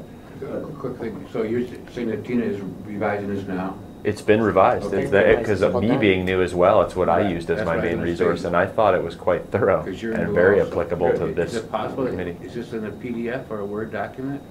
Yeah. Would it be okay to send it out to all of us, just to? We can I get never it out. got anything. It was a number of PDFs that Tina printed and compiled into a binder, so I'll figure out the best way to get Okay, that that'd be great. As long as we consolidated could all out have to the you. current Yeah. version. You know, as I recall, I hate having piles of paperwork. And I think I asked Alelia, and she did provide it in Yeah. electronic format. Yes, Great, we do. maybe that's happened already. That That'd could be save good. some Some of us time. have Yeah. never gotten it, so it'd be good if we all could see it, then we could really get. Is it on the website? It's on the website? I don't believe in its entirety, but we can look at that. Okay. 3 more quick points, I'll be done. Mike, Yeah, I have an old binder from way back, so. Toss it, we'll get you a new one. Okay, thank you. All of us need a new one. Mike, you mentioned that you'll be giving a presentation later in the year to City Council. I'd be happy to work with you on that to maybe give you some input and, you know. Yeah, I know that's been one of the objectives that's kind of dropped off over the past few years. So I am putting together a shell for a presentation, and I think I'll send a draft out to the entire committee Good. for your review and input, and then we can kind of use that as going from there. I do think the end of the year would be the best time to do it, because Okay. then we can kind of start syncing this up with the chair cycle, and it is supposed to be done annually. Good. And the last point actually is, I hate to beat a dead horse, but I think this committee has talked about pleading with staff to be included earlier in the process, in the planning and design process, as a stakeholder. And I understand the resistance from staff that it's adding one more layer to an already complex process. But it feels like we've been on the back end of too many projects where we're asked to give input after the fact. So, Yeah, I hear that loud and clear. I'm working on finding a way. To be honest, since my involvement in the committee, I haven't seen that. I've seen some great timely input on Cabrillo, which was integrated into the design. With this latest Mackenzie, agreed it is fairly far along, but the project's not funded, so George's willingness to take in the changes and input that came from that. I know there could be a sense to feel that these comments aren't being input, but at least from my opinions, what I've seen is there has been some really valuable stuff that has gotten into project plans. So, okay. And my last point is, I would like to see this, if Karen, you and Martha are willing to continue on the ad hoc committee. Like I said, this list is in flux, and I'd be very happy to entertain new goals and objectives. We can always add and work on to better this committee, have us be more proactive and a better service to the community. Thanks, Bob. You had mentioned extending a term of service. Is that something we could vote on now or talk about now? Is that something we have to wait on, Mike? no, you guys can internally discuss if you agree with that or disagree with that. The current resolution, and I'm not sure what I was told the process is a little more complex in changing part of the resolution.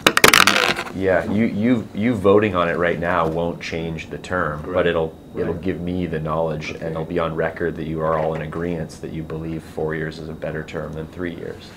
I'll entertain So- a motion to that effect. So moved. Is there a second? I'll second.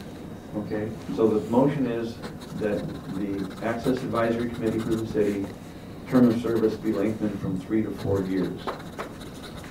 Any further, wait, entertain the vote. We have a motion to extend the term from 3 to 4 years. All in favor? Aye. Aye. Any opposed? Opposed. Oh, no, in favor, just a little behind. Okay. Martha, I I'd don't- like to I hear don't- your perspective. It seems to me that in the past, people have served subsequent terms, so I think in effect, it doesn't matter.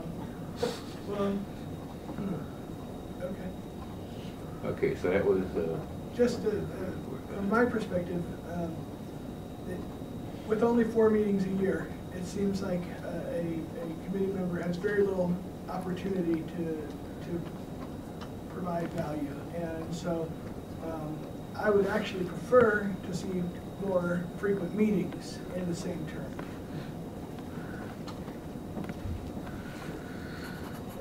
agree with that. All right, So what's the so vote? noted. What's the vote count? 1 nay.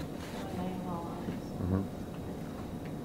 If you're counting Ken as a nay, He was a- for it, but it just takes a minute for me to catch up Right. so Mhm. that he can then vote. No, it was just We got Martha. him, which is Martha. And again, this doesn't formally change Right, it, this just We understand. Just the sense- identifies the sense of agreements. the committee. Yeah. Thank you, Bob. Thank you. And did Martha and Karen agree to continue on? with Yeah. this? Yes. Okay. Wait a minute, son. Pardon? Wait a minute, son. Okay. Give me a sign. So, thank you, and now we have a talk from the infrastructure repair and community service needs. Thanks, Brian.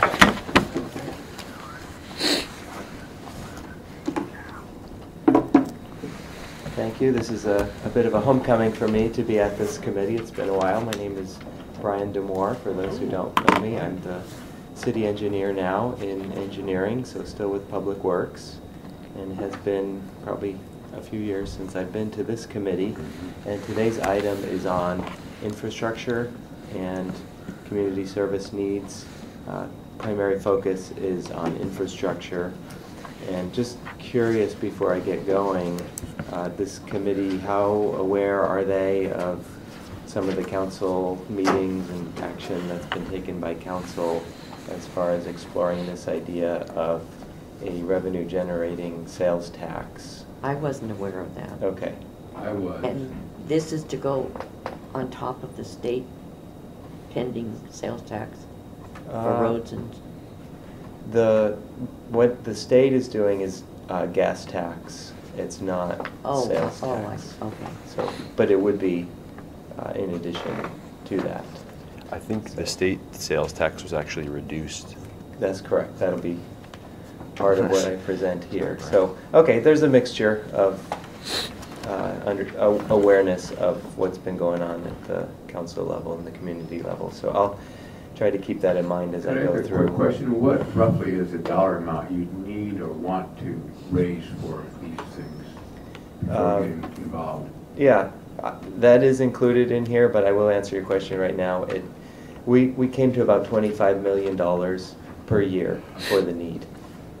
So I'll go ahead and get started, and now we do have, I don't see any members from the public here, so I think we can probably be more informal if you do have questions along the way. I don't think this is recorded. Some of the public meetings are recorded. So I don't want to say feel free to interrupt me, but if you do have a question and it's timely, go ahead and ask it. So a key challenge, key challenge for the community is addressing how to maintain safe and functioning streets and essential public facilities to prevent them from falling into serious disrepair or closure. The city's facilities rely on general tax dollars, and while we can fund basic maintenance, we lack sufficient funding for major maintenance or replacement. One piece of critical infrastructure that most members of the community are pretty well aware of is the condition of the roads. Right now, almost 2/3 of our roads are rated as being in fair, at risk, or in failed condition. So, what does that mean? Basically, it means if we don't do anything about it through preventative maintenance measures, which when we have the money and the luxury of doing preventative maintenance, we can do things like slurry seal. So the slide that is pictured right now is showing that, which it's more like coating it. It's not as intensive. The cost to do something like that is roughly $20,000 for a block. And if you're unable to do that, eventually the roads get to the point that most of them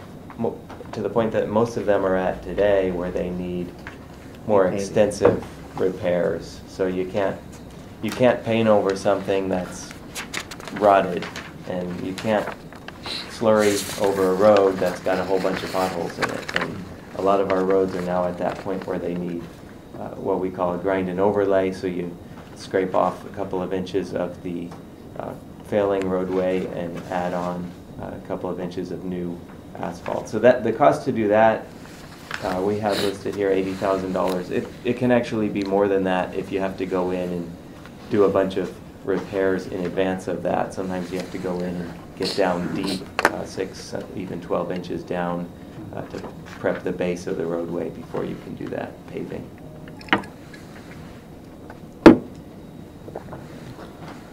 So we understand that it takes a significant investment to repair and repave streets.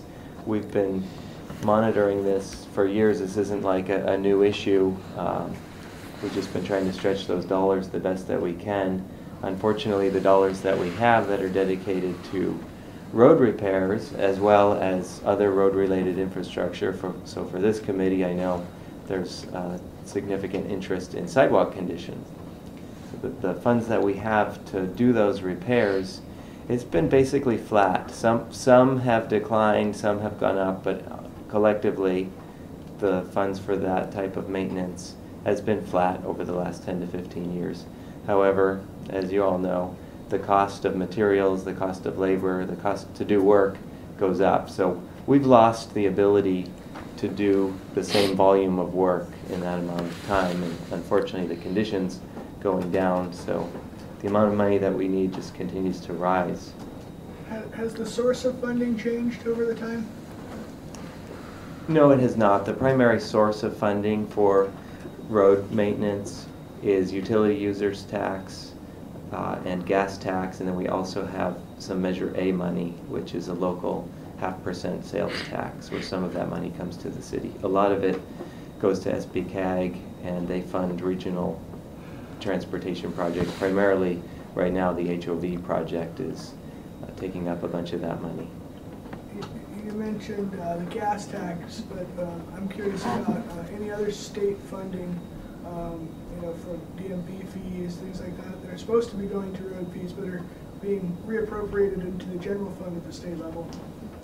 Yeah, I'm not as aware of some of the state funding, the shell game that they play at times, but I know with the new SB1 that was passed, there will be an increase to the gas tax, as well as certain registration fees, I think, for electric vehicles, because basically they don't buy gas, so they're not paying their fair share to use the roadway. So this was an effort to slowly get them into the mix. Whether they're paying their fair share with the new bill, I don't know. That's probably debatable, but at least it's getting them to start. But if I'm hearing correctly, we don't get a lot of state funding? That is correct. Can you clarify the new gas tax being proposed from the state? Will that flow to Santa Barbara for streets at all, any of that? Yeah, that is correct. We anticipate by the time all of the elements of it come online, because there's certain timelines, some of the gas tax I think is more immediate, but the vehicle registration fees, they may lag a little bit. By the time everything comes online, which would be not this upcoming fiscal year, but the following, I think we're estimating about $2.1 million extra. So that's nice, but it's not what we need. It's not going to fully fund the deficit. I'm going to keep going here. So some of the other infrastructure throughout town is also in a state where it needs repair. It's not just streets and roads. We have a lot of other unfunded infrastructure needs. And one thing I wanted to point out is the impact of the loss of the redevelopment agency. And I think we're really starting to feel that now. State Street is aging. That revitalizing State Street was something that the RDA was really focused on. And we've got the bricks and the furniture and the landscaping out there, and there's going to come a time when we're going to need to reinvest in that to keep it looking vital, keep it as a place that tourists will want to come and basically spend money. That's what we want State Street to be, an attractive place. So without the RDA, that was about $100 million over 5 years that we've already lost that ability to reinvest in our downtown and elsewhere. So we need a local revenue source to replace that. So some of the other challenges facing the city, the police headquarters, this has been talked about a lot over the years. I'm not going to get into too much detail on this, but it's not accessible for disabled residents. It's not compliant with building and fire code requirements. It needs lead and asbestos removal and does not meet seismic safety standards. And one of the things I like to point out when I mention the police building is it's considered an essential facility. I think nobody would argue with that. That makes sense to have your police headquarters an essential facility. But what that means from a building code requirement is that it needs to be functional following a seismic event.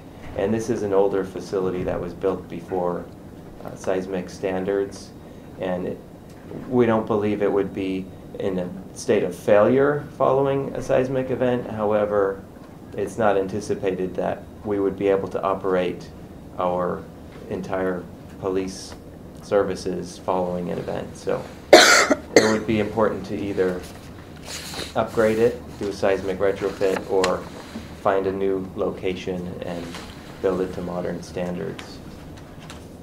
How many square feet is the whole building? I don't have that number in front of me, Mike. I think it's roughly 50,000. The one takeaway is when it was designed, I think it was designed for a police force of 60 or so. It's more than doubled. Yeah, now the police force is 200 plus, and they're still using that facility. Wow. So I have a photo here on this next slide, which just shows when they have to have an all-hands meeting and you get a bunch of officers together, they don't really have a space to do that, and it can be quite crowded, and some of these photos here are just kind of highlighting that. Parking is an issue there. I don't want to dwell on that too much because parking is an issue everywhere downtown where there's lots of employees. Fire department as well has aging infrastructure needs. This one here is the Sola Street Fire Station. It's a really neat looking building. It looks more like a house on the Riviera, but yet it's a fire station. It's an active fire station, and we're expected to operate modern fire equipment, emergency response vehicles out of that. You can see in the 1940 photo, there's a garage which has a nice curved opening for a smaller, much smaller fire vehicle, and then today they basically had to cut out that opening and make it rectangular in order to fit modern equipment in there. So just like the police building, we've outgrown the space. Some of our neighborhood fire stations are in a similar state. But it is part of what makes Santa Barbara unique, so it doesn't mean we want to get out of those spaces. It's just, it presents challenges to try to work within it. Fire station number 7, that's up off of Stanwood, and it's adjacent to a Forest Service facility. They have a trailer behind that, which is shown in this slide. And we'd like to work together with the Fire Service, the Forest Service, and possibly come up with a facility there that would work for both agencies' needs.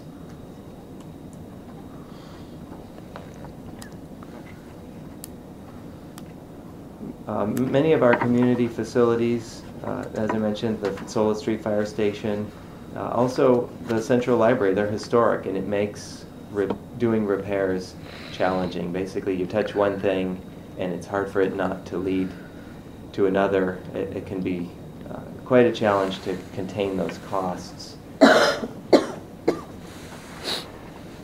And these are in use. These buildings are continue to be in use, and I think we want them to remain in use. As I was mentioning, it's part of what makes Santa Barbara unique. Parks and Rec has a lot of infrastructure needs, so we're not talking about new facilities. There's also a lot of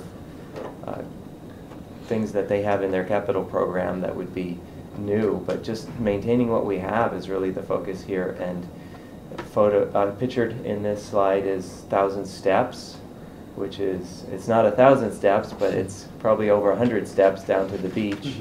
And it's been, I don't recall when that was constructed, but it is very weathered. The handrails are rusted, and it's become a bit of a hazard, but we want to keep that open, and we'd hate to have to close that. And I know Parks and Rec is working hard to try to come up with grant funding to do that, because we don't have the local funding source to complete that type of repair. State Street, I mentioned that already. It's kind of receives a higher standard of care than other parts of town just due to the number of users who are there. As I mentioned, the streetscape and the sidewalks, they do get a lot of attention, but refreshing that from time to time, every maybe 15 or 20 years, is something that we'd like to be able to do. So the number, this was asked, what's the need? So staff worked with our finance committee over the course of 2016, and then we bumped it up to the council level. We came up with a need of about $25 million of unfunded infrastructure needs citywide. Now this focus was on general fund facilities, so we're not talking about the waterfront or the airport or even water and wastewater. This is general fund facilities. When I mention that, it's streets and roads, but also Parks and Rec, library, City Hall, this building. So those types of things fall under the general fund category. And through that effort, we looked at a lot of different options for generating income. Actually, before we even looked at options for generating income, it was, well, what can we do with our existing resources to use them most effectively? Can we solve the puzzle that way? And the number was just too great. There was no way we could solve the problem by being more efficient, by working harder, by restructuring. We did some of those things, and that's going to help, but we still need to bring in some additional revenue. And we looked at different options for that, including increasing transient occupancy tax or creating a parcel tax, but it seemed like the sales tax was the best way to spread things out throughout the community. And also people, when they come to visit Santa Barbara, what I've heard is it's about a 60-40 split in terms of sales tax. About 60% is what I've heard is generated from locals, and about 40% comes from tourism, from people outside. So that's good if you're getting contribution from outside to help solve this. And a 1% sales tax increase would generate about $22 million per year, so it's about enough to tackle the need. Looking at where we are today for sales tax in the city, in Santa Barbara County, we're at 7.75, so I think the state sales tax is 7.25. The extra half is Measure A, which I mentioned at the beginning, so we're at 7.75. It was 8% until January 1, and it actually bumped down a little bit. So our council is exploring the option of a 1% increase, which would bump us up to 8.75, and that would put us, I would say, still in kind of the mid-range for similar cities. Pasadena, Redondo Beach, looks like San Mateo and Berkeley are actually a little bit higher, but 8.75 is not unusual. Santa Monica is the outlier. They're at 10.25. So don't plan to buy your new car in Santa Monica. Yeah. Is Ventura actually the lowest in the state, or is That's the state minimum, so nobody would be less than that as far as I know. And they have a lot of auto dealerships. That would make sense.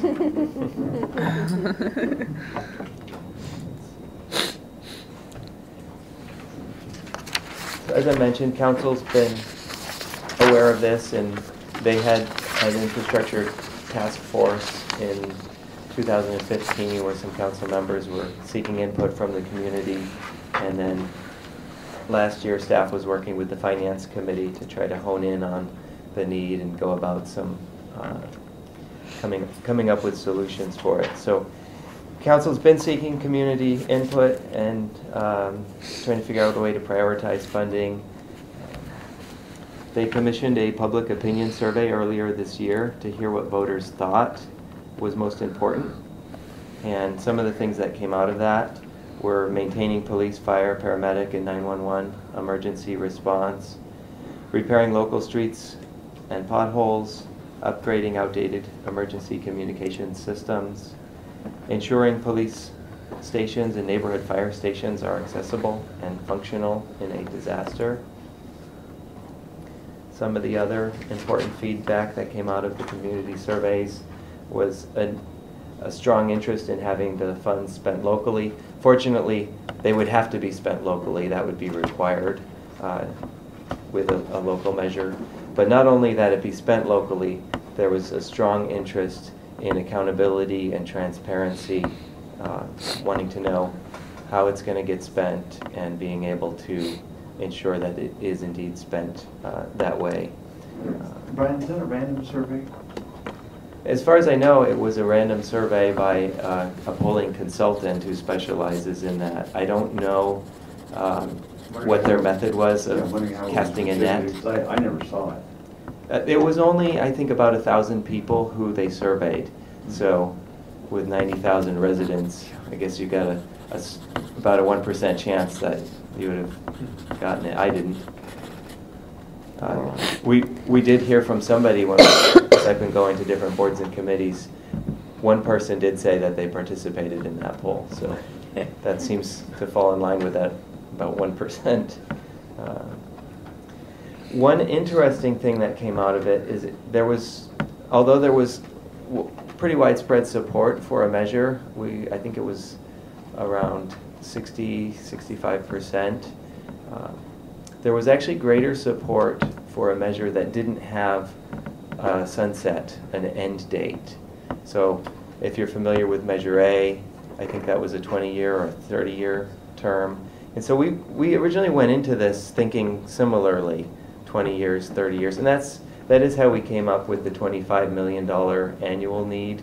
We did want to come up with a time frame, and I think it was appropriate to do that. But it was interesting, through the polling we heard that the community supported it more if it didn't end. I guess we've educated them enough that they see that at the end of the 20 years or 30 years, whatever time frame it was, the need won't go away. Because if you think about a lot of the infrastructure, if we were to start addressing it in year one, by 20 years or 30 years, some of those things you have to go back to and hit it again. So it doesn't disappear at the end of that time frame, and they recognize that. So that was pretty quick overview. There's a lot of information on specifically that you can get to, santabarbraca.gov. And there's an email address that's been set up specifically for this, and it is infrastructure@santabarbraca.gov. At this time, if you have any questions or comments, I know we're about out of the official time here. I'd just like to say, as someone who's generally opposed to paying new taxes, you made a very compelling case here. And I just wonder, since it seems like the city's going to pot, have we given any thought to taxing recreational marijuana to fund any of this? It seems like a new revenue source that we should consider. 50%.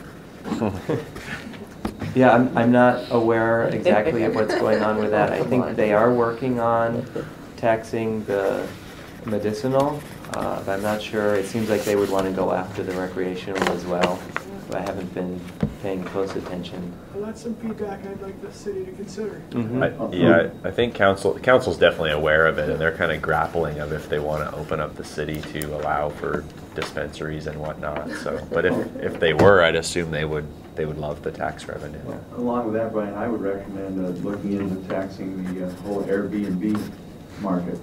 I don't know what parameters they work in as far as taxes and things. But, there's already a lot of resistance to that as far as neighborhood programs and things, but I think that's be a great revenue source to tax that. And then I guess my other question is, one concern that always is raised when you have a proposed tax increase is, how are the priorities really determined, and then how is the money going to be really definitively managed in terms of, you know, a lot of these projects, you have all these consultants that come in and do these studies and pre-project method things going on, and it seems like that, and there's, you know that in the federal government there's so much waste in bureaucracy in terms of too much surplus in equipment and also human resources. So I'm hoping that the city will take a good look at streamlining this whole process and determining that this is what needs to be done. I agree. Police, fire, and roads are probably the three top priorities, at least on my list, but you know, that's my own list. That the money be really carefully monitored and managed so that it's not wasted. Yeah, if there's time, I'll just quickly try to respond to some of that. So on the Airbnb, I just wanted to inform you guys that the city has, they are enforcing no short-term rentals. So it's not allowed to do the Airbnb thing within the city anymore. You have to rent for, I think, at least a month. So that would be a long-term rental. And when they started enforcing that, they actually lost out on a revenue stream because people were doing it even though it was illegal, but it wasn't being forced. It wasn't being enforced, and they were paying taxes on it. So we've lost a little bit of revenue on that, but it seemed like that's the direction that council wanted to take that. So it's still happening out there. I think it's just a little more behind the scenes. Yeah. Maybe enforced. And then as far as how will the money get divvied up, safety is going to be the #1 priority. So a lot of it, well, definitely police and fire, as you mentioned, but the roads will be a priority, especially if it's a road that has a lot of bike and pedestrian traffic on or adjacent to it. Sidewalks will definitely get a big chunk of that. And from my perspective, being in public works and being in engineering, I'm going to try to protect that money as much as possible so that it does go to the roads and it does go to the sidewalks, because I see how great the need is, and it's something that fortunately is probably the easiest thing to roll money out and get it onto the street. It doesn't require substantial design effort, so it's quite easy to quickly get a lot of money out on the street for repaving and for sidewalk repairs. And I would hope that if this got passed, within a matter of months, we'd have contractors out there doing work. And I'm not interested in hiring new employees. I haven't heard any talk of, oh, this will be great, now we can bring on new staff. I think the goal would 100% be to put it towards actual construction as quickly as possible. Thank you. You had mentioned $16,000 for slurry coat per block and $80,000 for scrape and repair. Is that all done by private contractors? Does the city do any of that itself? And would it make sense with this new income to have it done locally? Just curious on how it's done now. Yeah, so up until about a year ago, city crews really weren't doing anything beyond the pothole repair efforts, and we felt like that was not making the most use out of the amount of people that we had over there. And so we've invested in the equipment and the materials for them to do more substantial, more meaningful repairs. And you may have seen that around town. They've been over on the west side a little bit. They did some work last year on the east side. That's not the full operation that you get from a contractor where they've got giant equipment and they can repave a street in a couple of days. But they can do spot repairs. They can do as much as a drive lane overlay for certain stretches of road. So they'll target areas that are failing and aren't on the list for the contractor to come in. So they kind of fill in the gaps and buy us time. But the city cannot do a complete slurry seal, is that correct, on a complete street? Slurry seal takes some specialized equipment. Okay. We wouldn't look to do slurry. We could do a full repave at this point, but some of our equipment just, it isn't as wide as what the contractors have, so it becomes a little bit less efficient to try to do the full width. But a lot of our streets are narrow, and if we don't touch the parking lane, they can definitely take care of the drive lane, which is the primary concern. And just to get a grip on what 25 million is, what would a 1% increase in the hotel tax generate, roughly? I'd be guessing right now, but I can tell you we did look at trying to generate a similar amount of money through either a combination of things, or if it was all from the hotel tax. I think that's at like 10 or 12% right now. Mm-hmm. They would basically have to double it. Oh, really? Yeah, so that didn't seem feasible to. So then you're saying that right now the hotel tax is only about 25 million total? I don't want to say for sure, Okay. but Somewhere. maybe in that ballpark. Okay. Probably way off the subject, but when I think about the police station, I wonder what's going to happen with the Macy's building. And I wonder if the city has ever thought about taking over that and putting police and other offices there. It hasn't not been talked about. But that building had some of the same seismic concerns that the existing building. So the location is nice, Yeah. but it may not be Was cost it built effective. after the seismic rules at all? It may have been built after some of the initial seismic Okay. standards came online, but they're just constantly changing.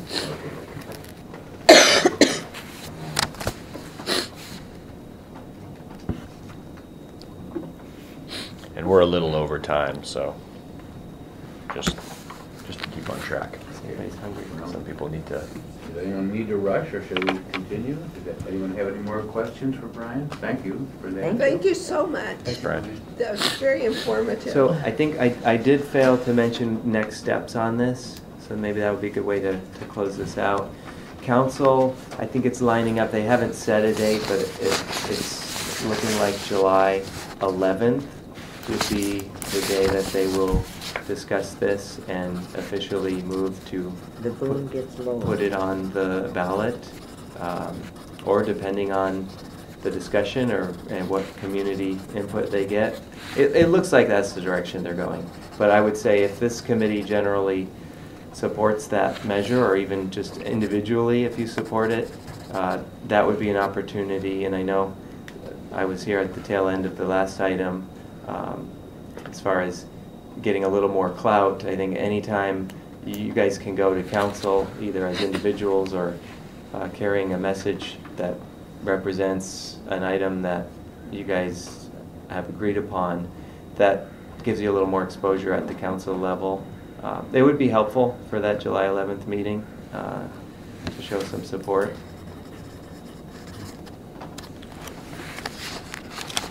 Out of curiosity, would you guys want to weigh in on where you stand as a committee? Just anecdotally, as I a. think I'd feel right having the support of that. What are the other members? I think it would be a good thing to go forth myself to, depending on how if we take a vote and see how everybody feels about the tax. Be able to speak up on that. It kind of coordinates with our concerns about curb cuts and sidewalk maintenance. It's been a kind of, Well, this would not affect that at all, right? No, actually, I should have highlighted that for this committee, but anytime we do an overlay of a street, we have to address the curb cuts. And this money would result in a lot of overlay happening all over town.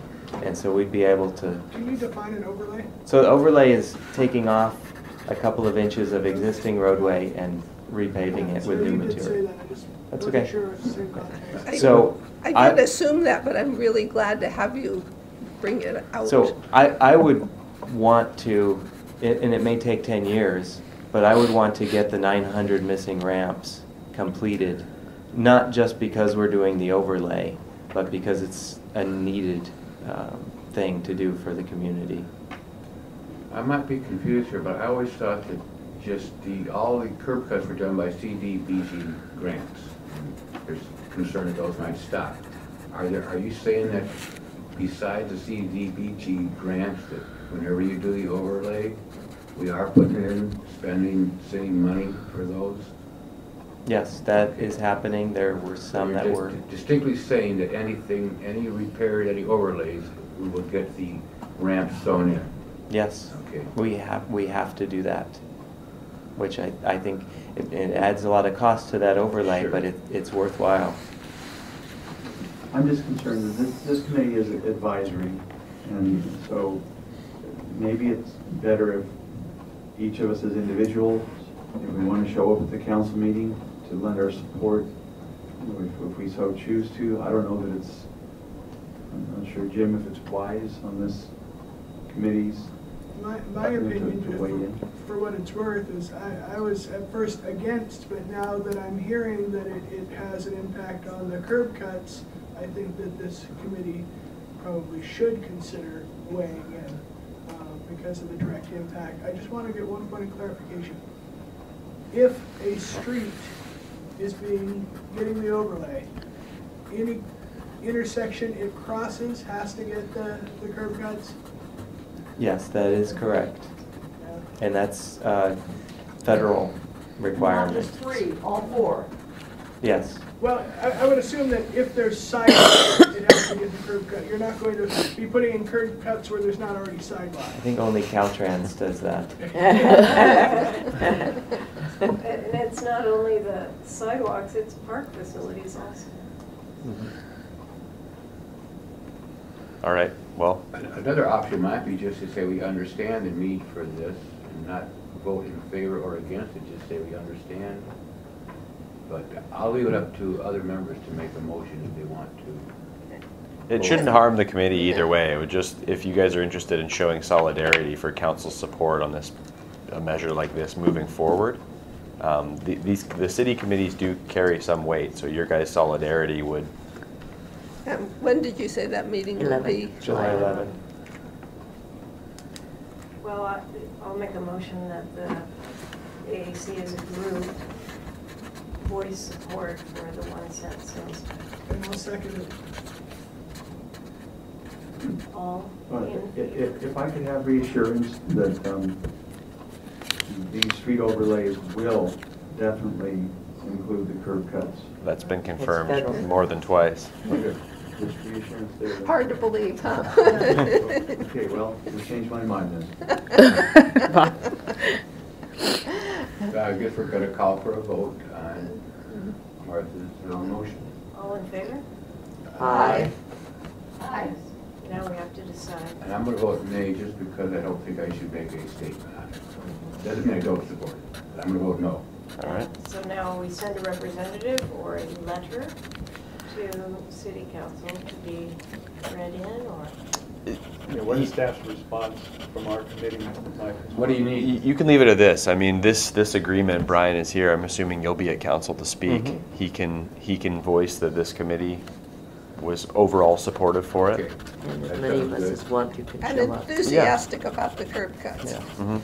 I think if somebody does want to go, to me that would be helpful, because if staff is up there and they're speaking, that looks a little bit And the different audience will than hear, somebody hear. from the community who truly will benefit from the measure is up there speaking, as opposed to a staff person. But I do leave that up to you guys. Somebody want to volunteer to do that? Oh, I'm gonna go. Okay. Yeah, sure. Will you speak, Barbara? Will you do the speaker's slip, Karen, and go up, or? Yes, I guess I could, yeah. Oh, thank you. Brian, I want to say I thought your chart with the different cities was very Yeah, that impressive was to me. super. I had no idea what the spread was. Mm-hmm. It's still in the middle. Right? Yeah, and one thing also to point out, and again, I know we're over on time, but it's helpful to get information out there to the community. You guys all have people you'll talk to. The 7.75 that somebody pays if they purchase something that gets taxed here in the city of Santa Barbara only gets 1% of that. Right. So the Really? state gets the rest of that. Oh, I So had we no idea. we see very little of that revenue. So going from only getting 1% of the 7.75 to getting 2% of the 8.75, we're doubling our return for just that little increment. And 40% of it, as I mentioned, comes from outside, from tourism and others outside. And there's no way the state can come in and say, because you did this increase, we're going to take part of that and allocate into the general fund. Right, they wouldn't be able to do that, Good. like they did to the RDA. Can you clarify something, Mike? The marijuana tax, I know that when the passed statewide, the city had a moratorium for a year or two not to decide on anything. Is that correct, Phil? I'm not the one to answer that. I can get back to you on it. I'm not sure where the city stands. I like the idea of using that huge revenue stream if it's available. I have a little insight. I know some people who've been following this, and as I understand it, the recreational marijuana was legalized as of January 1st, but the state has prohibited any commercial distribution until after January 1st, 2018, to allow municipalities time to figure out how they want to handle it. Thank you. Are there any other comments then? Thank you for your good presentation, and I think we'll have a close to the meeting.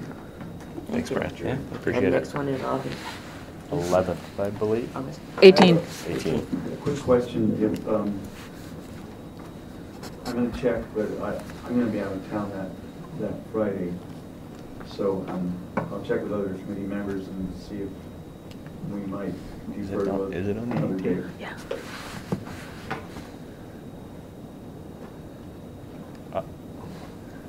I may actually be out of town as well. Me too. But thanks, Brad. You'll be out of town too? I will be.